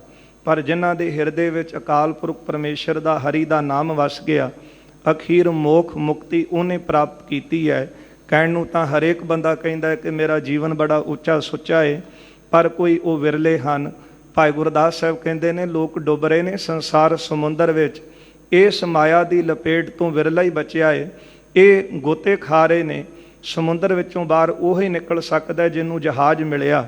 ਉਹ ਜਹਾਜ਼ ਤੇ ਸਵਾਰ ਹੋ ਕੇ ਕਿਨਾਰੇ ਲੱਗ ਸਕਦਾ ਹੈ। ਜਥਾ ਕਿਰਿਆ ਬੋਲਣ ਗਤੀ ਪਾਖੰਡ ਕਰੰਤਾ। ਜਿਸ ਤਰ੍ਹਾਂ ਪ੍ਰਿਥੀ ਚੰਦ ਬੋਲਦਾ ਹੈ, ਉਹਦੀ ਬੋਲਣ ਦੀ ਗਤੀ ਹੋਰ ਹੈ, ਪਰ ਅੰਦਰੋਂ ਹੈ ਪਖੰਡੀ। ਜਿਸ ਤਰ੍ਹਾਂ ਬਗਲਾ ਦੇਖੀਦਾ ਦਿਖਦਾ ਹੰਸ ਵਰਗਾ ਹੈ ਨਾ, ਪਰ ਉਹ ਹੰਸ ਹੈ ਨਹੀਂ। ਇਸ ਲਈ ਬਗਲੇ ਨੂੰ ਕਿਹਾ ਜਾਂਦਾ ਹੈ ਪਖੰਡੀ ਹੈ। ਕਿਉਂ ਪਖੰਡ ਕਰਦਾ? ਇੱਕ ਪੈਰ ਤੇ ਖਲੋ ਕੇ ਦੱਸਦਾ ਭਗਤੀ ਕਰ ਰਿਹਾ, ਭੁਲੇਖਾ ਪੈ ਜਾਂਦਾ ਹੈ। ਉਹਦੇ ਲਾਗੋਂ ਜਿਹੜਾ ਜੀਵ ਨਿਕਲਦਾ ਝਪਟ ਮਾਰ ਕੇ ਆਪਣਾ ਭੋਜਨ ਬਣਾ ਲੈਂਦਾ ਤੇ ਫਿਰ ਅੱਖਾਂ ਬੰਦ ਕਰਕੇ ਇੱਕ ਪੈਰ ਤੇ ਖਲੋ ਜਾਂਦਾ ਹੈ। ਜਿਸ ਤਰ੍ਹਾਂ ਸੱਜਣ ਠੱਗ ਦਾ ਜੀਵਨ ਸੀ। ਭਾਈ ਗੁਰਦਾਸ ਸਾਹਿਬ ਕਹਿੰਦੇ ਨੇ ਕਿ ਉਹ ਦਿਖਾਵਾ ਕੁਝ ਹੋਰ ਕਰਦਾ ਹੈ, ਪਰ ਅੰਦਰ ਉਸ ਦੇ ਪਖੰਡ ਹੈ। ਜਿਮ ਦੁਰਜਨਤਾ ਕਰਤ ਹੈ, ਜਿਮ ਲੋਭ ਧਰੰਤਾ। ਅੰਦਰ ਬਹੁਤਾ ਜ਼ਿਆਦਾ ਲੋਭ ਹੈ, ਬਹੁਤਾ ਆਪਣਾ ਖੋਟਾ ਸੁਭਾਅ ਰੱਖਦਾ ਹੈ। ਜਿਮ ਪਰਲੋਕ ਮੈਂ ਗਤੀ ਹੋਏ, ਜਿਮ ਮਨ ਕੋ ਪਾਪੀ। ਜਿਸ ਤਰ੍ਹਾਂ ਉਹਦਾ ਮਨ ਬਹੁਤ ਪਾਪੀ ਹੈ ਨਾ, ਪਰਲੋਕ ਵਿੱਚ ਵੀ ਉਹਦਾ ਇਹੋ ਹਾਲ ਹੋਵੇਗਾ। ਕਿਉਂਕਿ ਜੇ ਸੰਸਾਰ ਵਿੱਚ ਕੀਤੇ ਪਾਪ ਨੇ ਤੇ ਪਰਲੋਕ ਵਿੱਚ ਫਿਰ ਉਹੀ ਹਾਲ ਹੋਵੇਗਾ। ਜੋ ਕਰਮ ਕਰਕੇ ਗਿਆ ਉਹਦਾ ਹਿਸਾਬ ਦੇਣਾ ਪਵੇਗਾ। ਪਰ ਜਸ ਪਰ ਐਸਵਰਜ ਪਿਖ, ਜਿਮ ਹੈ ਸੰਤਾਪੀ। ਪਰਾਇਆ ਜਸ ਤੇ ਪਰਾਇਆ ਧਨ ਦੇ ਕੇ ਬਹੁਤਾ ਦੁਖੀ ਹੋਣਾ, ਇਹ ਮਨਮੁਖਾਂ ਦਾ ਸੁਭਾਅ ਹੁੰਦਾ ਹੈ। ਗੁਰਮੁਖ ਜਨ ਤਾਂ ਦੂਜੇ ਦੀ ਚੜ੍ਹਾਈ ਵੇਖ ਕੇ, ਵਡਿਆਈ ਦੇਖ ਕੇ ਸੜਦੇ ਨਹੀਂ, ਸਗੋਂ ਪ੍ਰਸੰਨ ਹੁੰਦੇ। ਕਿਉਂ ਪ੍ਰਸੰਨ ਹੁੰਦੇ ਨੇ? ਕਿਉਂਕਿ ਕਹਿੰਦੇ ਨੇ ਅਕਾਲ ਪੁਰਖ ਵਾਹਿਗੁਰੂ ਦੀ ਕਿੰਨੀ ਦਇਆ ਹੈ, ਕਿੰਨੀ ਮਾਲਕ ਨੇ ਰਹਿਮਤ ਕੀਤੀ ਹੈ ਕਿ ਕਿਸ ਕੀੜੇ ਮਨੁੱਖ ਨੂੰ ਇੰਨੀ ਵਡਿਆਈ ਦੇ ਦਿੱਤੀ ਹੈ। ਕੀੜਾ ਥਾਪ ਦੇ ਪਾਤਸ਼ਾਹੀ। ਇਹ ਵਡਿਆਈ ਕਿਹਦੀ ਹੈ? ਮਨੁੱਖ ਦੀ ਨਹੀਂ। ਮਨੁੱਖ ਦੇ ਵਿੱਚ ਕੀ ਸਮਰੱਥਾ ਹੈ, ਕੀ ਤਾਕਤ ਹੈ? ਛਿਨ ਵਿੱਚ ਬੰਦੇ ਦੀ ਸੁਰਤ ਜਿਹੜੀ, ਮੱਤ ਜਿਹੜੀ, ਬੁੱਧ ਹੈ, ਉਹਦੇ ਵਿੱਚੋਂ ਜੋਤ ਖਿੱਚ ਲਵੇ ਤੇ ਉਹ ਬੰਦਾ ਭਾਵੇਂ ਕਿੰਨੀ ਵੀ ਉੱਚੀ ਪਦਵੀ ਤੇ ਬੈਠਾ ਹੋਵੇ, ਜੇ ਮੱਤ ਹੀ ਮਾਰੀ ਗਈ ਤੇ ਫਿਰ ਉਹ ਪਦਵੀ ਕਿਸ ਕੰਮ ਦੀ? ਇਸ ਲਈ ਜਿਹੜੇ ਸੰਤ ਜਨ ਨੇ, ਗੁਰਮੁਖ ਜਨ ਨੇ, ਉਹ ਕਿਸੇ ਦੀ ਵਡਿਆਈ ਦੇ ਕੇ ਸਗੋਂ ਛੱਡਦੇ ਨਹੀਂ, ਪ੍ਰਸੰਨ ਹੁੰਦੇ। ਕਿਉਂਕਿ ਅਕਾਲ ਪੁਰਖ ਵੱਲ ਦੇਖਦੇ ਨੇ ਕਿ ਦੇਣ ਵਾਲਾ ਤੇ ਪਰਮਾਤਮਾ ਹੈ। ਪਰ ਮਨਮੁਖ ਦਾ ਸੁਭਾਅ ਕੀ ਹੈ? ਪਰਾਏ ਦਾ ਜਸ ਸੁਣ ਕੇ, ਪਰਾਏ ਦੀ ਐਸ਼ਵਰਜ ਸੰਪਤੀ ਦੇ ਕੇ, ਧਨ ਦੇ ਕੇ ਉਹ ਦੁਖੀ ਹੁੰਦੇ ਹਨ। ਜਿਵਾਰ ਕਰੀ ਪਰਥਾਏ ਤਿਸ ਹੋਇ ਹੈ ਜਥਾ ਬਿਕਾਰੀ। ਸੰਗਤ ਜੀ, ਜਿਸ ਤਰ੍ਹਾਂ ਭਾਈ ਗੁਰਦਾਸ ਸਾਹਿਬ ਜੀ ਨੇ ਕੱਲੀ ਕੱਲੀ ਗੱਲ ਪ੍ਰਿਥੀ ਚੰਦ ਦੀ ਵਾਰ ਦੇ ਵਿੱਚ ਲਿਖੀ ਹੈ, ਉਹ ਵਾਰ ਜਿਹੜੀ 36ਵੀਂ ਵਾਰ ਆਪਾਂ ਪੜ੍ਹਦੇ ਹਾਂ, ਉਸ ਵਾਰ ਦੇ ਵਿੱਚ ਭਾਈ ਗੁਰਦਾਸ ਸਾਹਿਬ ਜੀ ਨੇ ਜੋ ਪ੍ਰਿਥੀ ਚੰਦ ਦੀ ਕਰਤੂਤ ਸੀ ਸਾਰੀ ਬਿਆਨ ਕੀਤੀ ਹੈ। ਤਿਮ ਬਨਾਏ ਕਰ ਮਗ ਬਿਖਾਏ ਆਨੀ ਲਿਖ ਸਾਰੀ। ਉਸੇ ਤਰ੍ਹਾਂ ਬਣਾ ਕੇ ਰਸਤੇ ਵਿੱਚ ਭਾਈ ਗੁਰਦਾਸ ਸਾਹਿਬ ਜੀ ਨੇ ਸਾਰੀ ਜਿਹੜੀ ਸੀ ਲਿਖ ਕੇ ਲਿਆਂਦੀ ਹੈ। ਸੋ ਸੁਣੀ ਹੈ ਸਭ ਜਾਨੀ ਹੈ ਮੈਂ ਕਰੋ ਉਚਾਰੀ। ਗੁਰੂ ਸਾਹਿਬ ਜੀ ਨੂੰ ਕਿਹਾ ਮਹਾਰਾਜ ਸੁਣੋ। ਸਤਿਗੁਰਾਂ ਨੇ ਪੁੱਛਿਆ ਕਿ ਪ੍ਰਿਥੀ ਚੰਦ ਦਾ ਸੁਭਾਅ ਹੁਣ ਕਿਸ ਤਰ੍ਹਾਂ ਦਾ ਹੈ, ਆਪਣਾ ਦੁਸ਼ਟਪੁਣਾ ਛੱਡਦਾ ਹੈ ਕਿ ਨਹੀਂ, ਆਪਣਾ ਸੁਭਾਅ ਉਹਨੇ ਛੱਡਿਆ ਕਿ ਨਹੀਂ। ਤੇ ਭਾਈ ਗੁਰਦਾਸ ਸਾਹਿਬ ਕਹਿੰਦੇ ਨੇ ਮਹਾਰਾਜ ਜੋ ਉਹਦੀਆਂ ਕਰਤੂਤਾਂ ਨੇ ਉਹ ਮੈਂ ਸਾਰੀਆਂ ਵਾਰ ਦੇ ਵਿੱਚ ਲਿਖ ਕੇ ਲਿਆਇਆ, ਉਹ ਤੁਹਾਡੇ ਸਾਹਮਣੇ ਸੁਣਾਉਂਦਾ ਹਾਂ। ਸ਼ੁਭ ਗੁਣ ਜਿਸ ਮੈਂ ਲੇਸ਼ਨ ਹੈ ਹੰਕਾਰ ਅਫਾਰੀ। ਜਿਹਦੇ ਵਿੱਚ ਚੰਗੇ ਗੁਣ ਲੇਸ਼ ਮਾਤਰ ਵੀ ਨਹੀਂ ਹਨ, ਹੰਕਾਰ ਦੇ ਨਾਲ ਆਫਰਿਆ ਹੈ। ਦੋਹਰਾ ਹੈ 36ਵੀਂ ਵਾਰ ਜੋ ਗਿਰਾ ਕਰੀ ਗੁਰਦਾਸ। 36ਵੀਂ ਵਾਰ ਭਾਈ ਗੁਰਦਾਸ ਸਾਹਿਬ ਜੀ ਦੀਆਂ ਜਿਹੜੀਆਂ ਆਪਾਂ 40 ਵਾਰਾਂ ਪੜ੍ਹਦੇ ਹਾਂ, ਉਹਨਾਂ ਵਿੱਚ ਭਾਈ ਗੁਰਦਾਸ ਸਾਹਿਬ ਜੀ ਦੀ 36ਵੀਂ ਵਾਰ ਹੈ। ਉਹਦੇ ਵਿੱਚ ਉਹਨਾਂ ਨੇ ਸਾਰਾ ਕੁਝ ਲਿਖਿਆ ਹੈ। ਲਗਿਓ ਸੁਨਾਵਨ ਖੋਟ ਤੇ ਸ੍ਰੀ ਸਤਿਗੁਰ ਕੇ ਪਾਸ। ਜੋ ਪ੍ਰਿਥੀ ਚੰਦ ਵਿੱਚ ਖੋਟ ਸੀ ਸਾਰੀ ਗੁਰੂ ਅਰਜਨ ਦੇਵ ਸਾਹਿਬ ਜੀ ਦੇ ਸਾਹਮਣੇ ਸੁਣਾਈ ਹੈ। ਨਿਸ਼ਾਨੇ ਛੰਦ ਕਾਲੇ ਮੁਖ ਮੀਨਾ ਭਇਓ ਬੜ ਦੰਭ ਕਮਾਵਾ। ਕਾਲੇ ਮੁਖ ਵਾਲਾ ਮੀਣਾ ਹੈ, ਬੜਾ ਪਖੰਡ ਕਮਾ ਰਿਹਾ। ਇਹ ਭਾਈ ਗੁਰਦਾਸ ਸਾਹਿਬ ਇੱਥੇ ਭਾਈ ਸਾਹਿਬ ਜੀ ਨੇ ਸਿੱਧੇ ਅਰਥ ਲਿਖੇ ਨੇ, ਪਰ ਜਿਹੜੀ 36ਵੀਂ ਵਾਰ ਹੈ ਉਹਦਾ ਸਰਲੇਖ ਇਹ ਹੈ ਕਿ ਕਾਲੇ ਮੁਖ ਵਾਲਾ। ਕਾਲਾ ਮੁਖ ਇਹ ਨਹੀਂ ਕਿ ਕੋਈ ਮੂੰਹ ਦੇ ਉੱਤੇ ਰੰਗ ਲੱਗ ਗਿਆ ਹੋਵੇ ਤੇ ਬਾਅਦ ਵਿੱਚ ਧੋ ਲਈਏ ਤੇ ਸਾਫ਼ ਹੋ ਜਾਵੇ। ਉਹਦੀਆਂ ਕਰਤੂਤਾਂ ਹੀ ਕੰਮ ਹੀ ਐਸੇ ਸਨ ਕਿ ਜਿਹਨੇ ਮੂੰਹ ਤੇ ਕਾਲ ਖਲਵਾ ਦਿੱਤੀ। ਕਾਲੇ ਮੁਖ ਵਾਲਾ ਮੀਣਾ ਹੈ ਭਇਓ ਵੱਡ ਦੰਭ ਕਮਾਵੇ। ਵੱਡਾ ਪਖੰਡੀ ਹੈ ਮੀਣਾ, ਉਹਨੂੰ ਕਹਿੰਦੇ ਨੇ ਅੰਦਰ ਕੁਝ ਹੋਰ ਹੋਵੇ ਤੇ ਦਿਖਾਵੇ ਕੁਝ ਹੋਰ। ਤੇ ਜਦੋਂ ਸਾਡੇ ਨਾਲ ਕੋਈ ਇਸ ਤਰ੍ਹਾਂ ਕਰਦਾ ਆਪਾਂ ਕਹਿੰਦੇ ਬੜਾ ਮੀਣਾ ਹੈ। ਕਿਉਂ ਮੀਣਾ ਹੈ? ਕਿਉਂਕਿ ਹੈ ਬਹੁਤ ਚਲਾਕ ਚੁਸਤ, ਕਹਿੰਦਾ ਕੁਝ ਹੋਰ ਹੈ, ਕਰਦਾ ਕੁਝ ਹੋਰ ਹੈ। ਇਸ ਲਈ ਭਾਈ ਗੁਰਦਾਸ ਸਾਹਿਬ ਜੀ ਨੇ ਇਹਨੂੰ 36ਵੀਂ ਵਾਰ ਦੇ ਵਿੱਚ ਮੀਣਾ ਲਿਖਿਆ ਹੈ। ਤੇ ਮੈਂ ਪਹਿਲਾਂ ਵੀ ਬੇਨਤੀਆਂ ਕੀਤੀਆਂ ਨੇ ਕਿ ਪੰਥ ਨੇ ਇਹ ਫਿਰ ਗੁਰਮਤਾ ਜਿਹੜਾ ਪਾਇਆ। ਤੇ ਅੱਜ ਵੀ ਆਪਾਂ ਦੇਖਦੇ ਹਾਂ ਜਦੋਂ ਪੰਜ ਪਿਆਰੇ ਸਾਹਿਬਾਨ ਅੰਮ੍ਰਿਤ ਸੰਚਾਰ ਕਰਦੇ ਨੇ ਤੇ ਕਹਿੰਦੇ ਨੇ ਕਿ ਮੀਣਿਆਂ ਨਾਲ ਸੰਬੰਧ ਨਹੀਂ ਰੱਖਣਾ, ਕਿਉਂਕਿ ਕਾਲੇ ਮੁਖ ਵਾਲਾ ਮੀਣਾ ਹੈ, ਵੱਡਾ ਪਖੰਡੀ ਹੈ। ਵੇਖ ਬਾਗ ਸ਼ੁਭ ਮੋਰ ਕੇ ਜੀਵਨ ਚੁਨ ਖਾਵਾ। ਇਸ ਤਰ੍ਹਾਂ ਮੀਣਾ ਹੈ ਜਿਹੜਾ ਭੇਖ ਹੈ, ਲਿਬਾਸ ਤੇ ਜਿਹੜੇ ਵਾਕ ਬਚਨ ਨੇ ਨਾ ਉਹ ਹਨ ਉਸ ਦੇ ਮੋਰ ਵਰਗੇ। ਪਰ ਮੋਰ ਖਾਂਦਾ ਕੀ ਹੈ ਜੀ? ਚੁਣ ਚੁਣ ਕੇ ਕਿਰਮਾਂ ਨੂੰ। ਹੁਣ ਦੇਖਣ ਵਿੱਚ ਮੋਰ ਬੜਾ ਸੋਹਣਾ ਲੱਗਦਾ ਹੈ ਤੇ ਮੋਰ ਦੀ ਆਵਾਜ਼ ਵੀ ਬੜੀ ਸੋਹਣੀ ਹੈ, ਜਿਹਦਾ ਜ਼ਿਕਰ ਭਾਈ ਗੁਰਦਾਸ ਸਾਹਿਬ ਨੇ ਵਾਰਾਂ 'ਚ ਕੀਤਾ ਹੈ। ਮੋਰ ਬਬੀਹੇ ਬੋਲਦੇ ਵੇਖ ਬੱਦਲ ਕਾਲੇ। ਜਦੋਂ ਅਸਮਾਨੀ ਬੱਦਲ ਛਾਂਦੇ ਨੇ ਨਾ ਤੇ ਮੋਰ ਤੇ ਬਬੀਹੇ ਇਹਨਾਂ ਦੀ ਆਵਾਜ਼ ਬੜੀ ਸੋਹਣੀ ਹੈ ਤੇ ਪੁਕਾਰ ਉੱਠਦੇ। ਇਹਨਾਂ ਦੀ ਆਵਾਜ਼ ਮਨੋਹਰ ਹੈ, ਆਵਾਜ਼ ਸੋਹਣੀ ਹੈ ਤੇ ਮੋਰ ਦਾ ਸਰੀਰ ਬੜਾ ਸੋਹਣਾ ਹੈ। ਅਕਸਰ ਹੀ ਬੱਚੇ ਜਿਹੜੇ ਨੇ ਉਹ ਖੰਭ ਬੜੇ ਪਸੰਦ ਕਰਦੇ ਨੇ। ਮੋਰ ਦੇ ਖੰਭਾਂ ਦੇ ਚੌਰ ਵੀ ਬਣਦੇ ਨੇ ਤੇ ਉਹ ਚੌਰ ਜਿਹੜੇ ਨੇ ਬੜੇ ਪਵਿੱਤਰ ਮੰਨਿਆ ਜਾਂਦਾ ਹੈ। ਜਿਸ ਤਰ੍ਹਾਂ ਮੋਰ ਦਾ ਸਰੀਰ, ਮੋਰ ਦੇ ਬੋਲ ਬੜੇ ਸੋਹਣੇ ਨੇ, ਪਰ ਮੋਰ ਦਾ ਖਾਣਾ ਕੀ ਹੈ, ਭੋਜਨ ਕੀ ਹੈ? ਉਹ ਕੀੜੇ ਚੁਣ ਚੁਣ ਖਾਂਦਾ ਹੈ, ਕਿਰਮ ਚੁਣ ਕੇ ਖਾਂਦਾ ਹੈ। ਇਹਨੂੰ ਕਿਹਾ ਹੈ ਮੀਣਾ, ਕਿ ਬਾਹਰੋਂ ਬੜਾ ਸੋਹਣਾ ਪਰ ਅੰਦਰੋਂ ਬਹੁਤ ਪਖੰਡੀ, ਬੜਾ ਕਪਟੀ, ਅੰਦਰ ਕਪਟ ਦੇ ਨਾਲ ਭਰਿਆ ਹੈ। ਗਿਆਨਹੀਨ ਗੁਰ ਬਣਤ ਹੈ ਕੋ ਨਮੋ ਨ ਠਾਨੇ। ਗਿਆਨਹੀਣਾ ਕਿਉਂਕਿ ਗੁਰੂ ਤਾਂ ਗਿਆਨ ਅੰਜਨ ਗੁਰ ਦੀਆ ਗਿਆਨ ਅੰਧੇਰ ਬਿਨਾਸ਼। ਗੁਰੂ ਦਾ ਤੇ ਅਰਥ ਹੀ ਇਹ ਹੈ, ਗੋ ਨਾਮ ਹਨੇਰੇ ਦਾ, ਰੂ ਨਾਮ ਪ੍ਰਕਾਸ਼ ਦਾ। ਜਿਹੜਾ ਅੰਦਰ ਚਾਨਣ ਕਰ ਦਵੇ ਉਹਨੂੰ ਕਿਹਾ ਜਾਂਦਾ ਹੈ ਗੁਰੂ। ਤੇ ਜਦੋਂ ਗੁਰੂ ਗਿਆਨ ਦਾ ਸੁਰਮਾ ਬੁੱਧੀ ਰੂਪੀ ਨੇਤਰਾਂ 'ਚ ਪਾਉਂਦੇ ਨੇ, ਗਿਆਨ ਅੰਜਨ ਗੁਰ ਦੀਆ ਗਿਆਨ ਅੰਧੇਰ ਵਿਨਾਸ਼। ਅਗਿਆਨਤਾ ਦਾ ਹਨੇਰਾ ਅੰਦਰੋਂ ਨਾਸ਼ ਹੋ ਜਾਂਦਾ ਹੈ। ਗਿਆਨਤਾ ਇਹ ਹੈ ਕਿ ਵਾਸਤਵ ਦੇ ਵਿੱਚ ਜੋ ਦਿਸ ਰਿਹਾ ਹੈ ਇਹ ਸਾਰਾ ਕੁਝ ਅਗਿਆਨ ਹੈ। ਗਿਆਨ ਕੀ ਹੈ? ਕਿ ਆਤਮਾ ਸੱਤ ਹੈ। ਇਹੋ ਹੀ ਆਤਮਾ ਸਾਰਿਆਂ ਦੇ ਵਿੱਚ ਹੈ, ਭਾਵੇਂ ਉਹਦੀ ਕੋਈ ਜਾਤੀ ਹੈ, ਭਾਵੇਂ ਕੋਈ ਧਰਮ ਹੈ। ਕਹੋ ਕਬੀਰ ਹਮ ਰਾਮ ਕੀ ਅੰਸ਼। ਅੰਸ਼ ਪਰਮੇਸ਼ਰ ਦੀ ਜਾਣ ਕੇ ਸਮੁੱਚੀ ਮਨੁੱਖਤਾ ਦੇ ਨਾਲ ਪਿਆਰ ਕਰਨਾ ਇਹ ਗਿਆਨ ਹੈ। ਇਹ ਗਿਆਨ ਸਾਨੂੰ ਗੁਰੂ ਸਾਹਿਬ ਨੇ ਦਿੱਤਾ ਹੈ। ਹਰੇਕ ਕੋਲੇ ਗਿਆਨ ਨਹੀਂ ਹੈ, ਪਰ ਕੁਝ ਲੋਕ ਕਹਿੰਦੇ ਨੇ ਕਿ ਜਿੱਦਾਂ ਦੇ ਉਹ ਦੂਜੇ ਲੋਕ ਨੇ ਉੱਦਾਂ ਦੇ ਅਸੀਂ ਬਣ ਜਾਈਏ, ਪਰ ਨਹੀਂ, ਸਾਨੂੰ ਤਾਂ ਗੁਰੂ ਸਾਹਿਬ ਨੇ ਗਿਆਨ ਦੇ ਦਿੱਤਾ ਹੈ। ਇਹ ਸਾਰਾ ਸੰਸਾਰ ਪਸਾਰਾ ਇਹੋ ਵਿਸ ਸੰਸਾਰ ਤੁਮ ਦੇਖਦੇ, ਇਹੋ ਹਰ ਕਾ ਰੂਪ ਹੈ, ਹਰ ਰੂਪ ਨਦਰੀ ਆਇਆ। ਕਿਸੇ ਨਾਲ ਨਫ਼ਰਤ ਕਰਨੀ ਤਾਂ ਸਿਖਾਈ ਨਹੀਂ। ਦੇਰਾ ਮਸੀਤ ਸੋਈ ਪੂਜਾ ਉਹ ਨਮਾਜ਼ ਉਹੀ ਮਨ ਸਭੈ ਏਕ ਪੈ ਅਨੇਕ ਕੋ ਪਰਮਾਹੂ ਹੈ। ਪਰ ਮਸੀਤਾਂ ਨੂੰ ਢਾਹ ਦੇਣਾ, ਇਹ ਗਿਆਨ ਨਹੀਂ ਹੈ। ਮੰਦਰਾਂ ਨੂੰ ਢਾਹ ਦੇਣਾ ਕਿ ਢਾਹ ਕੇ ਮੰਦਰ ਇੱਥੇ ਮਸੀਤਾਂ ਹੀ ਕਾਇਮ ਕੀਤੀਆਂ ਜਾਣ, ਇਹ ਵੀ ਗਿਆਨ ਨਹੀਂ। ਪਰ ਸਿੱਖ ਇਤਿਹਾਸ ਵਿੱਚ ਪੜ੍ਹੋ, ਕਿਤੇ ਜ਼ਿਕਰ ਨਹੀਂ ਆਉਂਦਾ ਕਿ ਕਿਸੇ ਸਿੱਖ ਵੱਲੋਂ ਮੰਦਰ ਜਾਂ ਮਸਜਿਦ ਢਾਏ ਗਏ ਹੋਣ। ਸਗੋਂ ਖਾਲਸੇ ਰਾਜ ਵੇਲੇ ਮੰਦਰ ਤੇ ਮਸਜਿਦਾਂ ਆਬਾਦ ਕੀਤੀਆਂ ਗਈਆਂ। ਇਹ ਗਿਆਨ ਹੈ। ਇਹ ਗਿਆਨ ਹਰੇਕ ਕੋਲ ਨਹੀਂ ਹੈ। ਇਹ ਸਾਨੂੰ ਸਾਡੇ ਪੂਰੇ ਸਤਿਗੁਰਾਂ ਨੇ ਦਿੱਤਾ ਹੈ ਕਿ ਇਨਸਾਨੀਅਤ ਨਾਲ ਪਿਆਰ ਕਰੋ। ਮਨੁੱਖਤਾ ਦੇ ਵਿੱਚ ਹੀ ਤਾਂ ਅਕਾਲ ਪੁਰਖ ਪਰਮੇਸ਼ਰ ਵਸ ਰਿਹਾ। ਜਦੋਂ ਬੰਦੇ ਨਾਲ ਨਫ਼ਰਤ ਕਰੋਗੇ ਫਿਰ ਗਿਆਨ ਕਾਹਦਾ ਹੈ। ਇਸ ਲਈ ਇਹ ਗਿਆਨ ਜਿਹੜਾ ਹੈ ਸਾਨੂੰ ਪੂਰੇ ਗੁਰੂ ਕੋਲ ਮਿਲਿਆ। ਭਾਈ ਗੁਰਦਾਸ ਸਾਹਿਬ ਕਹਿੰਦੇ ਹੈ ਅਗਿਆਨੀ ਕਿਸ ਤਰ੍ਹਾਂ ਗੁਰੂ ਕਾ ਆ ਸਕਦਾ ਤੇ ਕਿਹੜਾ ਇਹਨੂੰ ਆ ਕੇ ਅਗਿਆਨੀ ਨੂੰ ਮੱਥਾ ਟੇਕੇਗਾ। ਖੋਟੀ ਸੰਗਤ ਮੀਣਿਆ ਗੁਰ ਨਿੰਦ ਬਖਾਨੈ। ਖੋਟੀ ਸੰਗਤ ਮਿਲੀ ਇਹਨੂੰ ਮੀਣਿਆਂ ਦੀ, ਤੇ ਮੀਣਿਆਂ ਦੀ ਸੰਗਤ ਵਿੱਚ ਮਿਲ ਕੇ ਪੂਰੇ ਗੁਰੂ ਦੀ ਨਿੰਦਿਆ ਕਰਦਾ ਹੈ। ਦੁਰਮਤ ਜੀਵਨ ਕਰਤ ਹੈ ਜਬ ਗਹਿ ਜਮ ਮਾਰੇ। ਖੋਟੀ ਸੰਗਤ ਵਿੱਚ ਪਿਆ ਹੋਇਆ ਖੋਟੀ ਮੱਤ ਵਾਲਾ ਹੈ। ਜੀਵਤ ਕਰਤ ਹੈ ਜਬ ਗਹਿ ਜਮ ਮਾਰੇ। ਜਦੋਂ ਜਿਉਂਦਿਆਂ ਜੀ ਖੋਟਾ ਸੁਭਾਅ ਰੱਖਣਾ, ਖੋਟੀ ਮੱਤ ਅੱਗੇ ਰੱਖਣੀ, ਪਾਪ ਕਰਨੇ, ਫਿਰ ਅਖੀਰ ਹੁੰਦਾ ਕੀ ਹੈ, ਗਹਿ ਜਮ ਮਾਰੇ। ਫਿਰ ਜਮ ਫੜ ਕੇ ਉਹਨੂੰ ਮਾਰਦੇ ਹੀ ਨੇ ਨਾ। ਜਬ ਜਮ ਆਏ ਕੇਸ਼ ਗਹਿ ਪਟਕੇ। ਜਦੋਂ ਜਮ ਆਉਂਦੇ ਨੇ ਤੇ ਫਿਰ ਕੇਸਾਂ ਤੋਂ ਪਟਾ ਕਰਕੇ ਮਾਰਦੇ ਨੇ ਕਿ ਦੱਸ ਹੁਣ ਰੱਤੀ ਉਮਾਸਾ ਤੋਲ ਕਢਾਵਣੇ, ਆ ਤੂੰ ਕਰਮ ਕੀਤਾ ਸੀ, ਇਹਦਾ ਹੁਣ ਇੱਥੇ ਲੇਖਾ ਦੇ, ਇੱਥੇ ਜਵਾਬ ਦੇ। ਕੂੜ ਕੁਪੱਤਾ ਹੋਏ ਗੋ ਦੁਖ ਸਹੇ ਕਰਾਰੇ। ਇਹ ਝੂਠਾ ਹੈ, ਝਗੜਾਲੂ ਹੈ, ਅਖੀਰ ਇਹ ਬਹੁਤੇ ਦੁੱਖ ਸਹਾਰੇਗਾ। ਇਤਿਆਦਿਕ ਜਿਸ ਮਹਿ ਕਹਿਓ ਸਭ ਵਾਰ ਸੁਨਾਈ। ਇਹ ਭਾਈ ਗੁਰਦਾਸ ਸਾਹਿਬ ਨੇ ਜਿਹੜੀ ਰਸਤੇ ਵਿੱਚ ਵਾਰ ਬਣਾਈ ਸੀ ਨਾ, ਤੇ ਉਹ 36ਵੀਂ ਵਾਰ ਆਪਾਂ ਪੜ੍ਹਦੇ ਹਾਂ, ਉਹ ਸਾਰੀ ਗੁਰੂ ਅਰਜਨ ਦੇਵ ਸਾਹਿਬ ਜੀ ਨੂੰ ਸੁਣਾਈ ਕਿ ਇਸ ਤਰ੍ਹਾਂ ਦੇ ਕਰਮ ਹਨ ਪ੍ਰਿਥੀ ਚੰਦ ਦੇ। ਮਹਿਮਾਨੈ ਸ੍ਰੀ ਗੁਰੂ ਜੀ ਜੋ ਦੁਸ਼ਟ ਬੜਾਈ। ਮਹਾਰਾਜ ਜਿਹੜਾ ਵੱਡਾ ਦੁਸ਼ਟ ਹੈ ਨਾ, ਆਪਣਾ ਸੁਭਾਅ ਛੱਡਣ ਨੂੰ ਤਿਆਰ ਨਹੀਂ, ਉਹ ਸਹੀ ਗੱਲ ਹਿੱਤ ਦੀ ਗੱਲ ਕਦੇ ਮੰਨੇਗਾ ਨਹੀਂ। ਸਿਕਤਾ ਮਹਿ ਤੇ ਯਤਨ ਕਰ ਤੇਲ ਜੋ ਨਿਕਸਾਵਾ। ਰੇਤ ਕਿੰਨਾ ਮਰਜੀ ਯਤਨ ਕਰ ਲਈਏ, ਹੁਣ ਰੇਤ ਦੇ ਵਿੱਚੋਂ ਤੇਲ ਨਹੀਂ ਨਿਕਲਦਾ।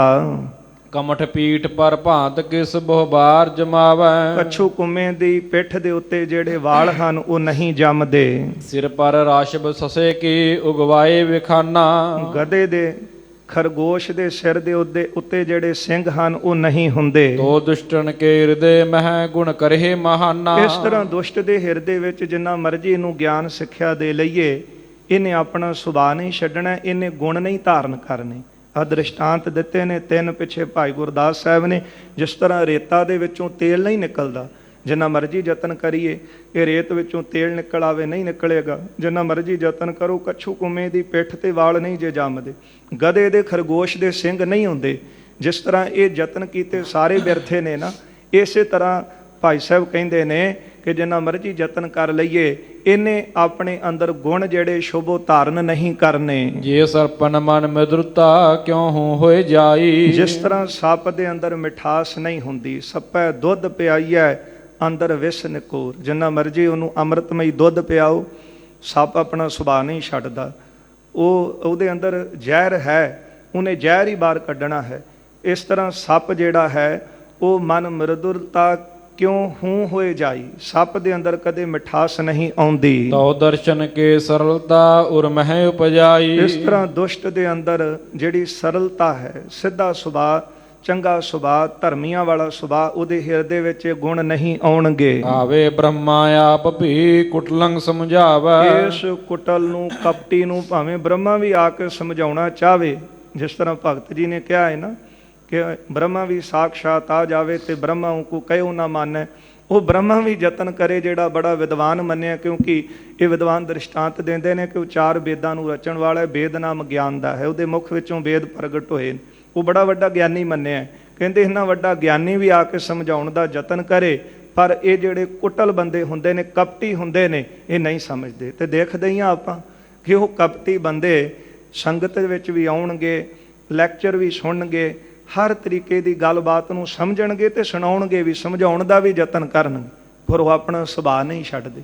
ਜਦੋਂ ਉਹਨਾਂ ਦੀਆਂ ਗੱਲਾਂ ਸੁਣੀਦੀਆਂ ਨੇ ਹੈਰਾਨ ਰਹਿ ਜਾਈਦਾ, ਇੰਨੇ ਵਿਦਵਾਨ, ਇੰਨੇ ਗਿਆਨੀ, ਪਰ ਬਾਅਦ ਵਿੱਚ ਉਹਨਾਂ ਦੀ ਕਰਤੂਤ ਦੇਖੀਦੀ ਹੈ। ਕੰਮ ਫਿਰ ਉਸੇ ਤਰ੍ਹਾਂ ਦੇ, ਜਿਹੜੀਆਂ ਗੱਲਾਂ 'ਚੋਂ ਲੋਕਾਂ ਨੂੰ ਕੱਢ ਰਹੇ ਨੇ, ਸਮਝਾ ਰਹੇ ਨੇ, ਆਪ ਉਹੀ ਕਰ ਰਹੇ। ਇਸ ਲਈ ਭਾਈ ਗੁਰਦਾਸ ਜੀ ਕਹਿੰਦੇ ਲੋਕ ਆਪਣਾ ਸੁਭਾਅ ਨਹੀਂ ਛੱਡਦੇ ਕਪਟੀ। ਤਉ ਨ ਤਜ ਹੈ ਮੂੜਤਾ ਨਹਿ ਗੁਣ ਮਨ ਲਿਆਵੈ। ਇਸ ਤਰ੍ਹਾਂ ਮੂਰਖਤਾ ਨਹੀਂ ਛੱਡਣਗੇ, ਨਾ ਹੀ ਗੁਣ ਮਨ ਵਿੱਚ ਲਿਆਉਣਗੇ। ਮੈਂ ਬਹੁ ਬਾਰੀ ਬਿਨੈ ਕਰ ਬੰਦੇ ਜੁਗ ਪਾਨਾ। ਸਤਿਗੁਰੂ ਜੀ ਮੈਂ ਬਹੁਤ ਵਾਰ ਬੇਨਤੀਆਂ ਕੀਤੀਆਂ ਨੇ ਪ੍ਰਿਥੀ ਚੰਦ ਨੂੰ ਦੋਵੇਂ ਹੱਥ ਜੋੜ ਕੇ ਕਰਹੁ ਮੇਲ ਤਜ ਬੈਰ ਕੋ ਇਕ ਕਹਿਓ ਨ ਮਾਨਾ। ਕਿ ਆਪਣਾ ਵੈਰ ਛੱਡ ਦਓ, ਇਹ ਵੈਰ ਦੂਰ ਕਰੋ ਤੇ ਗੁਰੂ ਅਰਜਨ ਦੇਵ ਸਾਹਿਬ ਨੂੰ ਚੱਲ ਕੇ ਮਿਲੋ, ਮਹਾਂਦੇਵ ਨੂੰ ਚੱਲ ਕੇ ਮਿਲੋ। ਉਹ ਤੁਹਾਡੇ ਛੋਟੇ ਭਰਾ ਨੇ, ਪਰ ਮੇਰਾ ਕਿਹਾ ਉਹਨੇ ਨਹੀਂ ਮੰਨਿਆ। ਉਲਟੋ ਕਾਰ ਨਿਕਾਰ ਤੋ ਬਹੁ ਕਹਿਸ ਕਠੋਰਾ। ਉਲਟਾ ਸਾਨੂੰ ਗਾਲਾਂ ਕੱਢਦਾ ਏ, ਬੜੇ ਕਠੋਰ ਬਚਨ, ਬੜੀਆਂ ਕਠੋਰ ਗੱਲਾਂ ਉਹਨੇ ਕਹੀਆਂ ਨੇ। ਅਤ ਅਜੋਗ ਬੋਲਤ ਭਇਓ ਤਬ ਤਿਉ ਤੈ ਬਥੋਰਾ। ਬੜਾ ਗੁੱਸੇ ਵਿੱਚ ਆਇਆ ਤੇ ਬੜੀਆਂ ਅਯੋਗ ਗੱਲਾਂ ਉਸਨੇ ਕੀਤੀਆਂ ਹਨ। ਸ਼ਾਮ ਦਾਮ ਕੇ ਰੀਤ ਸਭ ਕਹਿ ਬਹੁਤ ਸੁਨਾਈ। ਮਹਾਰਾਜ ਮੈਂ ਪਹਿਲਾਂ ਧਰਮ ਦੀ ਗੱਲ ਵੀ ਉਹਨੂੰ ਦੱਸੀ, ਫਿਰ ਨੀਤੀ ਦੀ ਗੱਲ ਵੀ ਉਹਨੂੰ ਸਮਝਾਈ। ਨੀਤੀ ਦੀ ਗੱਲ ਇਹ ਸੀ ਕਿ ਮਿਲ ਕੇ ਰਹੋ, ਜੋ ਕੁਝ ਵੀ ਸੰਗਤਾਂ ਲਿਆਉਣਗੀਆਂ ਉਹਦੇ ਵਿੱਚ ਹੱਕ ਤੁਹਾਡਾ ਹੈ। ਗੁਰੂ ਅਰਜਨ ਦੇਵ ਸਾਹਿਬ ਕਹਿੰਦੇ ਤੇ ਆਰਾਮ ਨਾਲ ਤੁਸੀਂ ਵੀ ਵਰਤੋ। ਜੇ ਤੁਸੀਂ ਭਰਾ ਨਾਲ ਮਿਲ ਕੇ ਚੱਲੋਗੇ ਨਾ ਤੇ ਭਰਾ ਭਰਾ ਦੀਆਂ ਬਾਹਾਂ ਹੁੰਦੀਆਂ ਨੇ।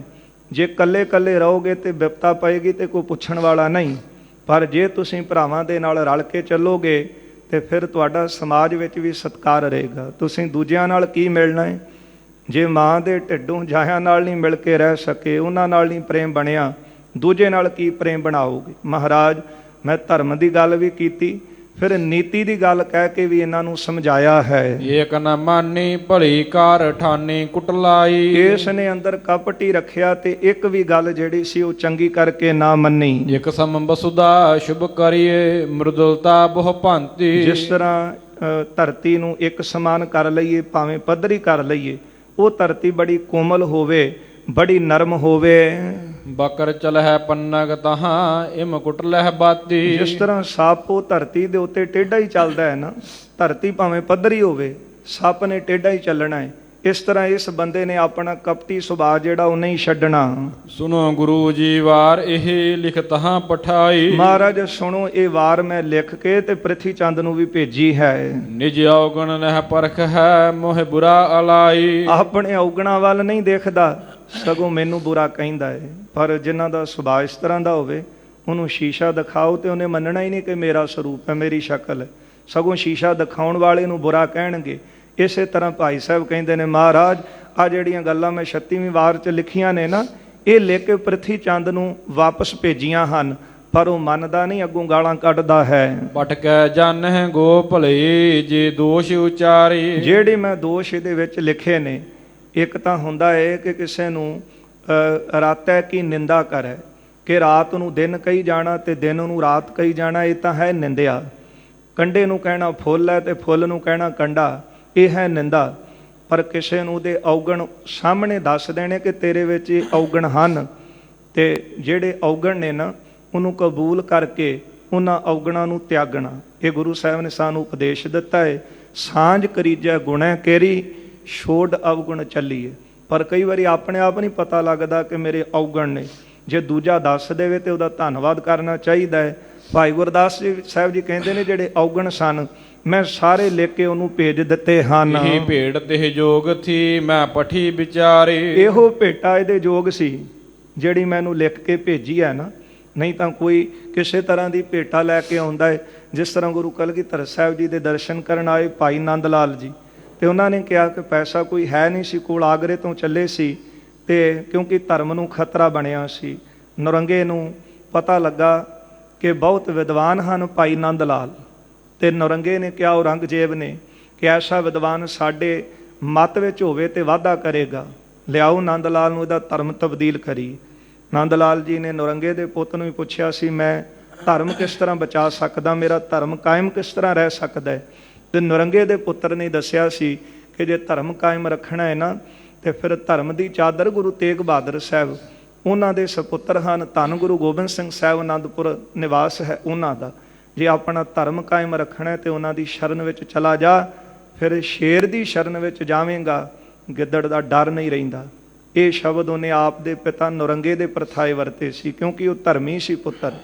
ਤੇ ਭਾਈ ਨੰਦ ਲਾਲ ਚੱਲੇ ਆਗਰੇ ਤੋਂ, ਰਸਤੇ ਵਿੱਚ ਰੋਪੜ ਲਾਗੇ ਪਹੁੰਚੇ। ਮਨ ਵਿੱਚ ਖਿਆਲ ਆਇਆ ਕਿ ਐਸੇ ਦੀਨ ਦਿਆਲ ਸਤਿਗੁਰੂ ਦੀ ਸ਼ਰਨ ਜਾ ਰਹੇ ਹਾਂ, ਜਿਹਨੇ ਧਰਮ ਦੀ ਰੱਖਿਆ ਕਰਨੀ ਹੈ ਤੇ ਮੈਂ ਭੇਟ ਕੀ ਕਰਾਂ।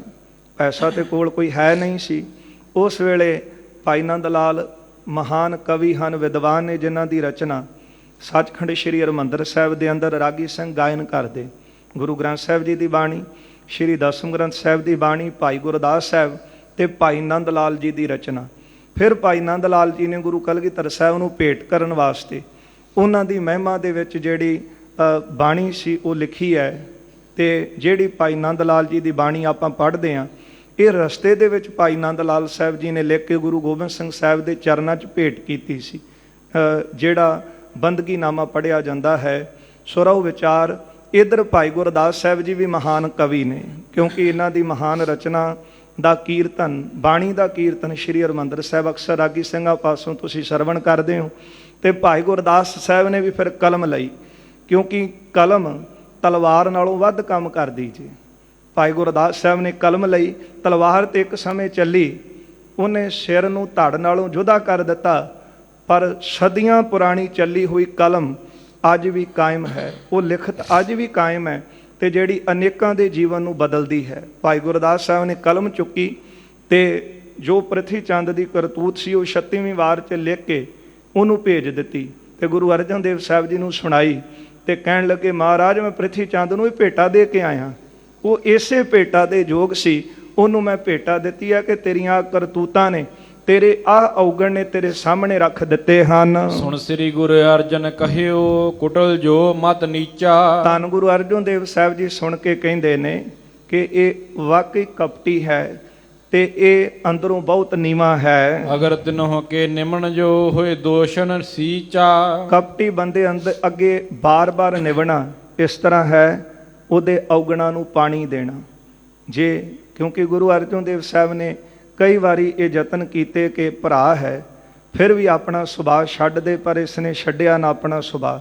ਹੁਣ ਇਹ ਕਪਟੀ ਬੰਦੇ ਅੱਗੇ ਬਾਰ-ਬਾਰ ਨਿਵਣਾ ਇਸ ਤਰ੍ਹਾਂ ਹੈ ਜਿਸ ਤਰ੍ਹਾਂ ਇਹਦੇ ਔਗਣਾਂ ਨੂੰ ਬਹੁਤਾ ਪਾਣੀ ਦੇਣਾ, ਇਹਨੂੰ ਵਧਾਉਣਾ ਹੈ। ਦੁਖਦ ਬੁਰੋ ਤੇ ਜਾਨੀਏ ਅਬ ਲਿਹੋ ਪਤਿਆਈ। ਇਹ ਜਿਹੜਾ ਹੈ ਦੁਖਦ ਬੁਰੋ, ਇਹ ਬਹੁਤਾ ਬੁਰਾ ਅਤੇ ਦੁੱਖ ਦੇਣ ਵਾਲਾ ਇਹ ਜਾਣਿਆ ਹੈ। ਭਲੀ ਭਾ ਬਾਤ ਨਹਿ ਹੋਤ ਹੈ ਦੇਵਤ ਬੁਰਿਆਈ। ਇਹ ਚੰਗੀ ਗੱਲ ਨਹੀਂ ਹੈ, ਅਖੀਰ ਇਹਦਾ ਨਤੀਜਾ ਇਹਨੂੰ ਬੁਰਾ ਹੀ ਮਿਲੇਗਾ। ਨਿਜ ਪਿਤ ਕੋ ਸੁਤ ਜਾਣ ਕੈ ਕਰ ਹਿਤ ਹਕਾਰਾ। ਅਸੀਂ ਤਾਂ ਆਪਣਾ ਪਿਤਾ ਦਾ ਪੁੱਤਰ ਵੱਡਾ ਜਾਣ ਕੇ ਪ੍ਰਿਥੀ ਚੰਦ ਨੂੰ ਆਪਣੇ ਪਾਸ ਸੱਦਿਆ ਸੀ। ਨਰਪਤ ਮੁਝ ਤੇ ਦੋਸ਼ ਦੀਏ ਹੰਕਾਰ ਅਫਾਰਾ। ਪਰ ਅੱਗੋਂ ਹੰਕਾਰ ਨਾਲ ਆਫਰਿਆ, ਇਹ ਸਾਨੂੰ ਦੋਸ਼ ਦਿੰਦਾ ਹੈ ਕਿ ਅਸੀਂ ਡਰਦੇ ਨੂੰ ਬੁਲਾ ਰਹੇ ਹਾਂ।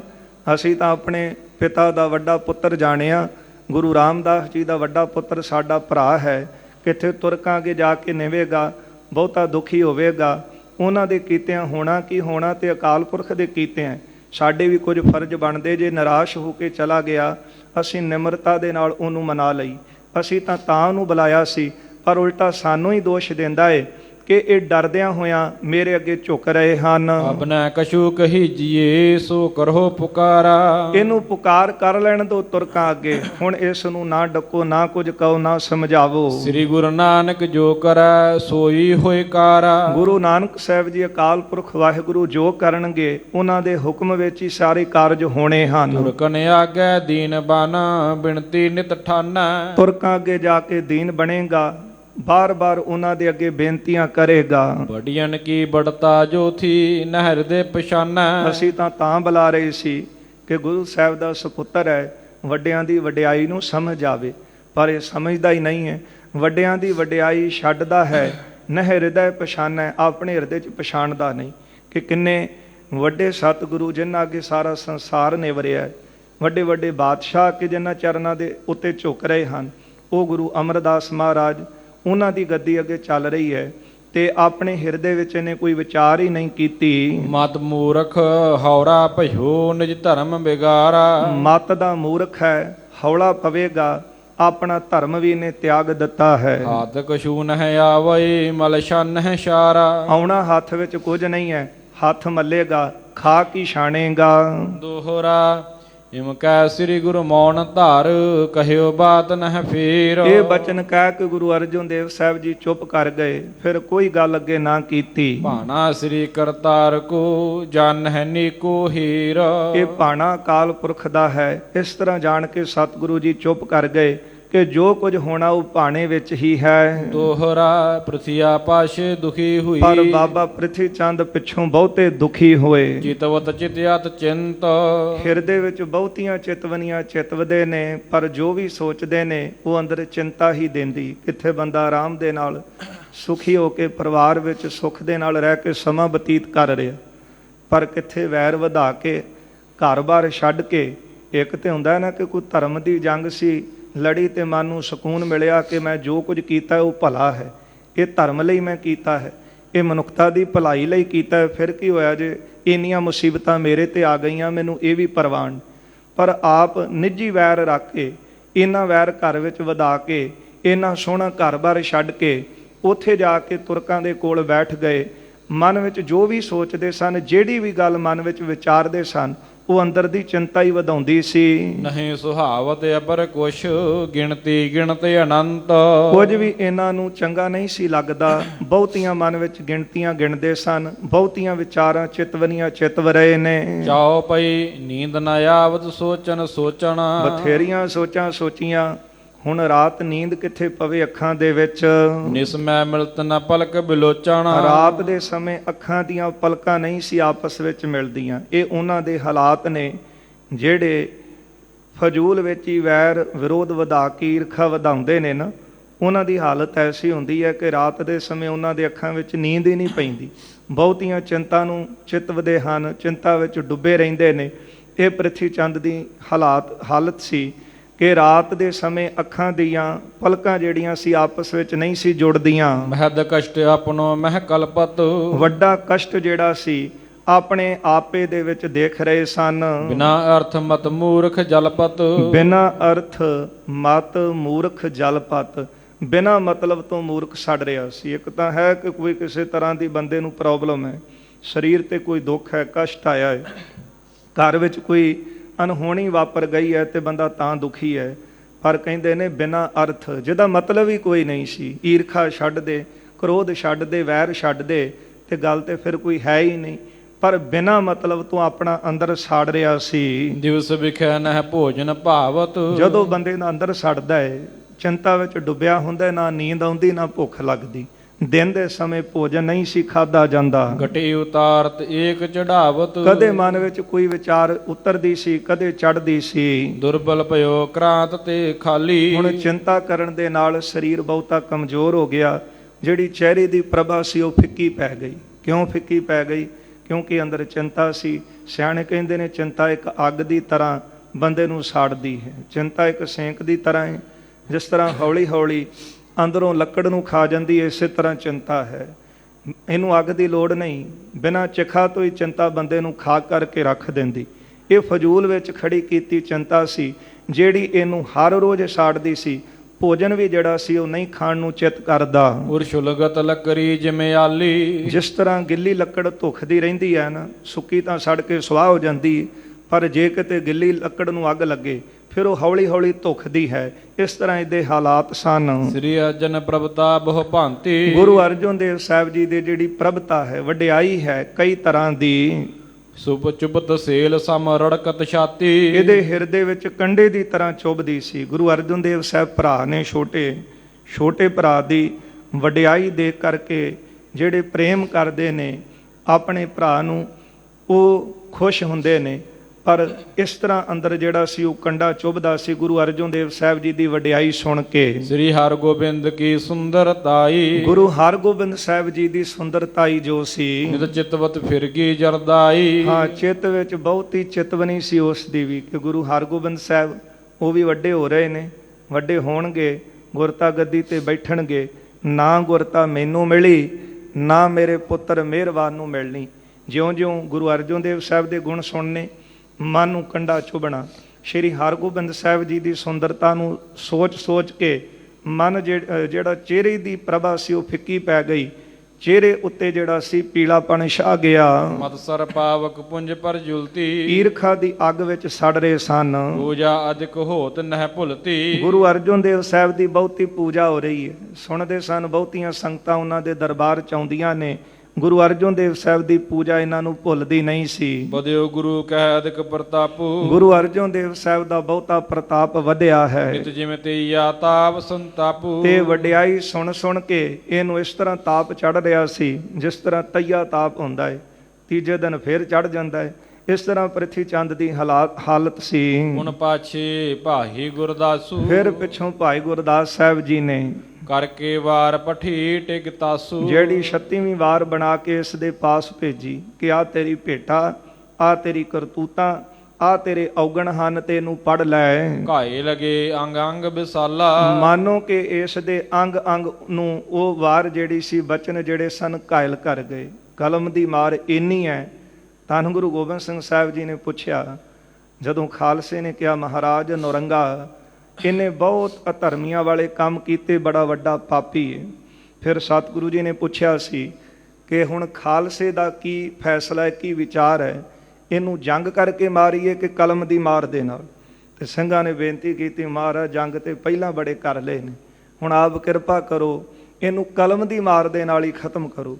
ਧੰਨ ਗੁਰੂ ਗੋਬਿੰਦ ਸਿੰਘ ਮਹਾਰਾਜ ਜੀ ਨੇ ਫਿਰ ਕਲਮ ਚੁੱਕੀ ਤੇ ਕਲਮ ਦੇ ਨਾਲ ਫਿਰ ਸਤਿਗੁਰਾਂ ਨੇ ਜਿਹੜੀ ਲਿਖਤ ਲਿਖੀ, ਉਸ ਲਿਖਤ ਦੇ ਨਾਲ ਹੀ ਫਿਰ ਜਿਹੜਾ ਨੌਰੰਗਾ ਸੀ ਉਹਦੀ ਮੌਤ ਹੋਈ। ਇਹ ਕਲਮ ਵਿੱਚ ਵੀ ਇੰਨੀ ਤਾਕਤ ਹੈ। ਭਾਈ ਗੁਰਦਾਸ ਸਾਹਿਬ ਜੀ ਨੇ ਜਿਹੜੀਆਂ ਇਹਦੀਆਂ ਕਰਤੂਤਾਂ ਸੀ ਉਹ ਲਿਖ ਕੇ ਇਹਨੂੰ ਭੇਜ ਦਿੱਤੀਆਂ। ਇਹ ਲਿਖੀ ਹੋਈ ਜਿਹੜੀ ਵਾਰ ਸੀ, ਬਾਣੀ ਸੀ ਭਾਈ ਗੁਰਦਾਸ ਜੀ ਦੀ, ਇੱਕ ਇੱਕ ਅੱਖਰ ਜਿਹੜਾ ਸੀ ਇਹਦੇ ਅੰਗ ਨੂੰ ਘਾਇਲ ਕਰਦਾ, ਜ਼ਖਮੀ ਕਰਦਾ ਸੀ। ਤਿੰਨ ਪਰ ਮਨੋ ਲਵਨ ਕਸ ਡਾਲਾ ਮਾਨੋ ਕਿ ਪਹਿਲਾਂ ਹੀ ਜ਼ਖਮ ਹੋਇਆ ਸੀ ਸਰੀਰ ਦੇ ਉੱਤੇ, ਤੇ ਭਾਈ ਸਾਹਿਬ ਦੇ ਜਿਹੜੇ ਬਚਨ ਸੀ ਉਹ ਲੂਣ ਦੀ ਤਰ੍ਹਾਂ ਸਨ। ਜਨ ਪਾ ਕੇ ਬ੍ਰਿਨ ਗਾਡੀ ਪੀਰਾ ਮਾਨੋ ਕਿ ਇਸ ਦੇ ਸਰੀਰ ਤੇ ਕੋਈ ਜ਼ਖਮ ਹੋਇਆ ਤੇ ਬਹੁਤੀ ਪੀੜਾ ਵਧੀ ਹੋਵੇ। ਪਾਏ ਮਰਚ ਚੂਰਨ ਦੇ ਚੀਰਾ ਜਿਸ ਤਰ੍ਹਾਂ ਕੋਈ ਜ਼ਖਮ ਨੂੰ ਚੀਰਾ ਦੇ ਕੇ ਉਹਦੇ ਉੱਤੇ ਮਿਰਚਾਂ ਭੁੱਕ ਦਈਏ ਨਾ, ਮਿਰਚਾਂ ਦਾ ਚੂਰਨ ਬਣਾ ਕੇ ਪਾ ਦਈਏ, ਜਿਸ ਤਰ੍ਹਾਂ ਤਕਲੀਫ ਹੁੰਦੀ ਹੈ, ਫੋੜੇ ਨੂੰ ਕੱਟ ਕੇ ਚੀਰਾ ਦੇ ਕੇ ਉਹਦੇ ਵਿੱਚ ਮਿਰਚਾਂ ਸੁੱਟੀਆਂ ਹੋਣ। ਰਾਤ ਦਿਸ ਚਿੰਤਾ ਗਲਤਾਨੇ ਇਸ ਤਰ੍ਹਾਂ ਪਹਿਲਾਂ ਹੀ ਮਨ ਵਿੱਚ ਬੜੀ ਚਿੰਤਾ ਸੀ ਕਿ ਸ਼੍ਰੀ ਹਰਗੋਬਿੰਦ ਸਾਹਿਬ ਨੂੰ ਖਤਮ ਨਾ ਕਰ ਸਕਿਆ, ਗੁਰੂ ਅਰਜਨ ਦੇਵ ਸਾਹਿਬ ਨੂੰ ਹਲੇ ਤੱਕ ਫੜਾ ਨਾ ਸਕਿਆ, ਉਹਨਾਂ ਦਾ ਨੁਕਸਾਨ ਨਹੀਂ ਹੋਇਆ। ਇਹ ਮਾਨੋ ਕਿ ਇਹਦੇ ਅੰਦਰ ਚਿੰਤਾ ਦਾ ਰੋਗ ਸੀ। ਤੇ ਜਿਹੜੇ ਭਾਈ ਗੁਰਦਾਸ ਸਾਹਿਬ ਨੇ ਬਚਨ ਕਹੇ ਨੇ, ਇਹ ਮਾਨੋ ਜ਼ਖਮ ਦੇ ਉੱਤੇ ਪਾਇਆ ਲੂਣ ਸੀ। ਦਿਨ ਰਾਤ ਚਿੰਤਾ ਦੇ ਵਿੱਚ ਗਲਤਾਨ ਸੀ। ਬੈਠਿਓ ਨਿਕਟ ਨਹੀਂ ਨਰ ਜਾਣੇ ਭਾਵੇਂ ਕੋਈ ਕੋਲ ਆ ਕੇ ਬੈਠ ਜਾਂਦਾ, ਨਹੀਂ ਸੀ ਖਿਆਲ ਰਹਿੰਦਾ ਇਸ ਨੂੰ। ਉਡਿਓ ਰਹਿ ਮਨ ਗਹਿ ਨ ਥਿਰਤਾ ਮਨ ਜਿਹੜਾ ਸੀ ਉੱਡਿਆ ਰਹਿੰਦਾ, ਟਿਕਾ ਵਿੱਚ ਨਹੀਂ ਸੀ। ਮਨ ਉਹਨਾਂ ਦੇ ਉੱਡੇ ਰਹਿੰਦੇ ਨੇ ਜਿਨ੍ਹਾਂ ਦੇ ਅੰਦਰ ਚਿੰਤਾ ਹੁੰਦੀ ਹੈ। ਫਜ਼ੂਲ ਵਿੱਚ ਵੀ ਚਿੰਤਾਵਾਂ ਮਨੋਂ ਇਕੱਠੀਆਂ ਕਰਕੇ ਬੈਠਾ ਹੁੰਦਾ ਹੈ ਕਿ ਫਲਾਣੇ ਘਰ ਆਹ ਕੁਝ ਕਿਉਂ ਹੈ, ਉਹਦਾ ਘਰ ਇੰਨਾ ਵੱਡਾ ਕਿਉਂ ਬਣ ਗਿਆ, ਉਹਦਾ ਪੁੱਤ ਜਿਹੜਾ ਹੈ ਇੰਨੀ ਚੜ੍ਹਾਈ ਕਿਉਂ ਕਰ ਗਿਆ, ਤਰੱਕੀ ਕਿਉਂ ਕਰ ਗਿਆ। ਇਸ ਤਰ੍ਹਾਂ ਫਜ਼ੂਲ ਦੀਆਂ ਚਿੰਤਾ ਵੀ ਬੰਦਾ ਲੈ ਕੇ ਅੰਦਰ ਬੈਠਾ ਰਹਿੰਦਾ ਹੈ ਤੇ ਉਹਨੂੰ ਨਾ ਰਾਤ ਨੂੰ ਚੈਨ ਤੇ ਨਾ ਦਿਨ ਨੂੰ ਚੈਨ। ਇਸ ਤਰ੍ਹਾਂ ਦਿਨ ਰਾਤ ਚਿੰਤਾ ਵਿੱਚ ਗਲਤਾਨ ਸੀ। ਉੱਡਿਓ ਰਹਿ ਮਨ ਗਹਿ ਨਾ ਥਿਰਤਾ, ਮਨ ਜਿਹੜਾ ਸੀ ਉੱਡਿਆ ਰਹਿੰਦਾ ਸੀ, ਫਿਕਰ ਚਿੰਤਾ ਵਿੱਚ, ਟਿਕਾ ਵਿੱਚ ਨਹੀਂ ਸੀ ਆਉਂਦਾ। ਵਹਿਓ ਜਾਤ ਨਿਤ ਚਿੰਤਾ ਸਰਤਾ ਚਿੰਤਾ ਦੀ ਨਦੀ ਦੇ ਵਿੱਚ ਰੁੜਦਾ ਜਾਂਦਾ ਸੀ। ਬਹੁਤ ਭਾਂਤ ਕਰਮੋ ਸਮਝਾਵਾ ਬਹੁਤ ਤਰ੍ਹਾਂ ਹੁਣ ਕਰਮੋਂ ਸਮਝਾਉਂਦੀ ਸੀ ਤੇ ਅੱਗ ਵੀ ਕਰਮੋਂ ਦੀ ਬਹੁਤੀ ਲਾਈ ਸੀ। ਮੈਂ ਪਹਿਲਾਂ ਵੀ ਬੇਨਤੀਆਂ ਕੀਤੀਆਂ, ਜੇ ਕਿਤੇ ਆਪਸ ਵਿੱਚ ਕੋਈ ਝਗੜਾ ਭਰਾਵਾਂ ਦਾ ਹੋ ਵੀ ਜਾਵੇ ਤੇ ਜੇ ਕਿਤੇ ਘਰ ਵਾਲੀਆਂ ਸਿਆਣੀਆਂ ਨੇ ਤੇ ਇਹ ਝਗੜੇ ਨੂੰ ਖਤਮ ਵੀ ਕਰ ਸਕਦੀਆਂ। ਤੇ ਨੁਕਸਾਨ ਵਧਾਉਣਾ, ਝਗੜਾ ਨੁਕਸਾਨ ਕਿਹਦਾ ਹੈ, ਕਿਸੇ ਹੋਰ ਦਾ ਨਹੀਂ, ਆਪਣੇ ਘਰ ਦਾ ਸੀ। ਹੁਣ ਕਰਮੋਂ ਵੀ ਜਿਹੜੀ ਸੀ ਉਹ ਬਾਰ-ਬਾਰ ਚੁੱਕਣਾ ਦਿੰਦੀ ਸੀ। ਪ੍ਰਿਥੀ ਚੰਦ ਦੀ ਹਾਲਤ ਦੇਖ ਕੇ ਕਰਮੋਂ ਵੀ ਚਿੰਤਤ ਹੁੰਦੀ ਹੈ ਤੇ ਫਿਰ ਆਪਣੇ ਪਤੀ ਨੂੰ ਸਮਝਾਉਂਦੀ ਹੈ। ਰੁਚ ਸੋ ਭੋਜਨ ਕਿਉ ਨਹਿ ਖਾਵਾ ਕਹਿੰਦੀ ਹੈ ਕਿ ਰੁਚੀ ਦੇ ਨਾਲ ਤੁਸੀਂ ਭੋਜਨ ਕਿਉਂ ਨਹੀਂ ਖਾਂਦੇ, ਆਪਣੇ ਮਨ ਨੂੰ ਟਿਕਾ ਵਿੱਚ ਲਿਆਓ, ਚਿੰਤਾ ਛੱਡੋ। ਥੋੜੇ ਦਿਨਾਂ ਦੀ ਗੱਲ ਹੈ, ਸੋਹਲੀ ਖਾਂ ਤੁਹਾਡਾ ਮਿੱਤਰ ਹੈ, ਇਹਨੂੰ ਜਹਾਂਗੀਰ ਦਾ ਬੁਲਾਵਾ ਆ ਜਾਣਾ ਹੈ ਤੇ ਇਹਦੇ ਨਾਲ ਤੁਸੀਂ ਮਿਲ ਕੇ ਦਿੱਲੀ ਜਾਇਓ ਜਹਾਂਗੀਰ ਦੇ ਪਾਸ, ਉੱਥੇ ਜਾ ਕੇ ਆਪਣਾ ਪੱਖ ਅੱਗੇ ਰੱਖਿਓ। ਬਾਦਸ਼ਾਹ ਨੇ ਫੌਜਾਂ ਭੇਜ ਦੇਣੀਆਂ, ਇਹਨਾਂ ਨੂੰ ਫੜ ਲੈਣਾ, ਗੱਦੀ ਤੁਹਾਨੂੰ ਮਿਲ ਜਾਣੀ ਹੈ। ਇਸ ਕਰਕੇ ਹੁਣ ਭੋਜਨ ਛਕ ਲਓ। ਕਈ ਵਾਰੀ ਕਰਮੋਂ ਦੀਆਂ ਗੱਲਾਂ ਮੰਨ ਕੇ ਪ੍ਰਿਥੀ ਚੰਦ ਭੋਜਨ ਕਰਦਾ ਸੀ, ਪਰ ਫਜ਼ੂਲ ਦੀ ਚਿੰਤਾ, ਈਰਖਾ, ਵੈਰ ਇਹਨੂੰ ਸਾੜ ਰਿਹਾ ਸੀ ਅੰਦਰੋਂ। ਇੱਥੇ ਸਮਾਂ ਨਿਯਤ ਕੀਤਾ ਸਮਾਪਤੀ ਤੇ ਆ ਚੁੱਕਿਆ ਹੈ। ਜਿਸ ਤਰ੍ਹਾਂ ਪ੍ਰਿਥੀ ਚੰਦ ਸੋਹਲੀ ਖਾਂ ਦੇ ਨਾਲ ਜਹਾਂਗੀਰ ਨੂੰ ਮਿਲਣਗੇ, ਉੱਥੇ ਜਾ ਕੇ ਆਪਣਾ ਪੱਖ ਰੱਖਣਗੇ। ਇਹ ਵਿਚਾਰਾਂ ਪਾਉਂਦੇ ਦੀਵਾਨਾਂ 'ਚ ਸਰਵਣ ਕਰਾਂਗੇ। ਸਤਿਗੁਰੂ ਕਿਰਪਾ ਕਰਨ ਜੋ ਉਪਦੇਸ਼ ਆਪਾਂ ਗੁਰ ਇਤਿਹਾਸ ਵਿੱਚੋਂ ਸਰਵਣ ਕਰਦੇ ਹਾਂ। ਅਰਦਾਸ ਕਰੀਏ ਗੁਰੂ ਚਰਨਾਂ ਵਿੱਚ ਸਤਿਗੁਰੂ ਜੀ ਦੀਆਂ ਦਿੱਤੀਆਂ ਹੋਈਆਂ ਸਿੱਖਿਆਵਾਂ ਜੋ ਗੁਰੂ ਅਰਜਨ ਦੇਵ ਸਾਹਿਬ ਜੀ ਨੇ ਆਪਣੇ ਜੀਵਨ ਦੇ ਵਿੱਚ ਸਾਨੂੰ ਦਿੱਤੀਆਂ ਨੇ ਨਾ, ਇਹ ਸਾਨੂੰ ਸਤਿਗੁਰੂ ਜੀ ਨੇ ਅਮਲੀ ਰੂਪ ਦਿੱਤਾ ਹੈ ਕਿ ਜੀਵਨ ਜਿਉਣਾ ਕਿਸ ਤਰ੍ਹਾਂ ਹੈ। ਈਰਖਾ ਤੋਂ, ਵੈਰ ਤੋਂ ਨਿਰਲੇਪ ਰਹਿ ਕੇ, ਭਾਵੇਂ ਸਾਰਾ ਕੁਝ ਮਾਇਆ ਦਾ ਹੀ ਰਚਿਆ ਹੋਇਆ ਹੈ, ਪਰ ਮਾਇਆ ਦੀ ਮਾਰ ਤੋਂ ਤਾਂ ਬਚ ਸਕਦੇ ਹਾਂ ਜੇ ਆਪਾਂ ਗੁਰਬਾਣੀ ਨੂੰ ਆਪਣੇ ਹਿਰਦੇ 'ਚ ਵਸਾਈਏ, ਗੁਰੂ ਸਾਹਿਬ ਦੇ ਉਪਦੇਸ਼ ਨੂੰ ਆਪਣੇ ਹਿਰਦੇ 'ਚ ਵਸਾਈਏ, ਉਹਦੀ ਕਮਾਈ ਕਰੀਏ। ਵੈਰ ਵਿਰੋਧ ਕਰਕੇ, ਈਰਖਾ ਵਿੱਚ ਰਹਿ ਕੇ, ਫਜ਼ੂਲ ਦੇ ਝਗੜੇ ਕਰਕੇ ਸਮਾਂ ਖਰਾਬ ਕਰਨ ਨੂੰ ਤਾਂ ਹੈ, ਪਰ ਸੰਗਤ ਵਿੱਚ ਬੈਠ ਕੇ ਨਾਮ ਜਪ ਕੇ ਸੇਵਾ ਕਰਕੇ ਆਪਣੇ ਜੀਵਨ ਨੂੰ ਸਫਲਾ ਕਰਨ ਦਾ ਸਮਾਂ ਨਹੀਂ। ਨਹੀਂ ਜੀ, ਇੰਨਾ ਸਮਾਂ ਨਹੀਂ ਹੈ, ਪਰ ਜਦੋਂ ਹੋਰ ਕੰਮ ਕਰਦੇ ਹਾਂ ਬੜੇ ਸਮੇਂ ਨਿਕਲਦੇ ਨੇ। ਸਤਿਗੁਰੂ ਕਿਰਪਾ ਕਰਨ ਥੋੜ੍ਹੇ ਤੋਂ ਥੋੜ੍ਹਾ ਸਮਾਂ ਵੀ ਜੇ ਕਿਤੇ ਗੁਰੂ ਕੀ ਸੰਗਤ ਵਿੱਚ ਬਤੀਤ ਹੋਵੇ, ਜਿੰਨਾ ਵੀ ਉਪਦੇਸ਼ ਗੁਰੂ ਸਾਹਿਬ ਨੇ ਸਾਨੂੰ ਦਿੱਤਾ ਹੈ ਉਹਨਾਂ ਬਚਨਾਂ ਦੀ ਕਮਾਈ ਕਰੀਏ। ਕਿਆ ਗੁਰ ਕਹੈ ਕਰੈ ਹਮ ਕਹਾਂ। ਗੁਰੂ ਸਾਹਿਬ ਸਾਨੂੰ ਕੀ ਉਪਦੇਸ਼ ਦਿੰਦੇ ਨੇ, ਅਸੀਂ ਜੀਵਨ ਵਿੱਚ ਕੀ ਕਰ ਰਹੇ ਹਾਂ। ਸਨੈ ਸਨੈ ਮਨ ਮੋਰੋ ਮਹਾ। ਹੌਲੀ ਹੌਲੀ ਆਪਣਾ ਮਨ ਗੁਰੂ ਉਪਦੇਸ਼ ਵਿੱਚ ਟਿਕਾਈਏ, ਫਿਰ ਲੋਕ ਸੁਖੀਏ ਪਰ ਲੋਕ ਸੁਹੇਲੇ ਹੋਣਗੇ। ਆਓ ਦੋ ਪੰਕਤੀਆਂ ਅਖੀਰਲੀਆਂ ਸਰਵਣ ਕਰੀਏ। ਫਤਿਹ ਬੁਲਾਈਏ ਜੀ। ਉੱਡਿਓ ਰਹਿ ਮਨ ਗਹਿ ਨ ਥਿਰਤਾ, ਵਹਿਓ ਜਾਤ ਨਿਤ ਚਿੰਤਾ ਸਰਤਾ। ਬਹੁ ਪਾਂਤ ਕਰਮੋ ਸਮਝਾਵੈ, ਰੁਚੋਂ ਭੋਜਨ ਕਿਉ ਨ ਖਾਵੈ। ਵਾਹਿਗੁਰੂ ਜੀ ਕਾ ਖਾਲਸਾ, ਵਾਹਿਗੁਰੂ ਜੀ ਕੀ ਫਤਿਹ। ਅਚੋ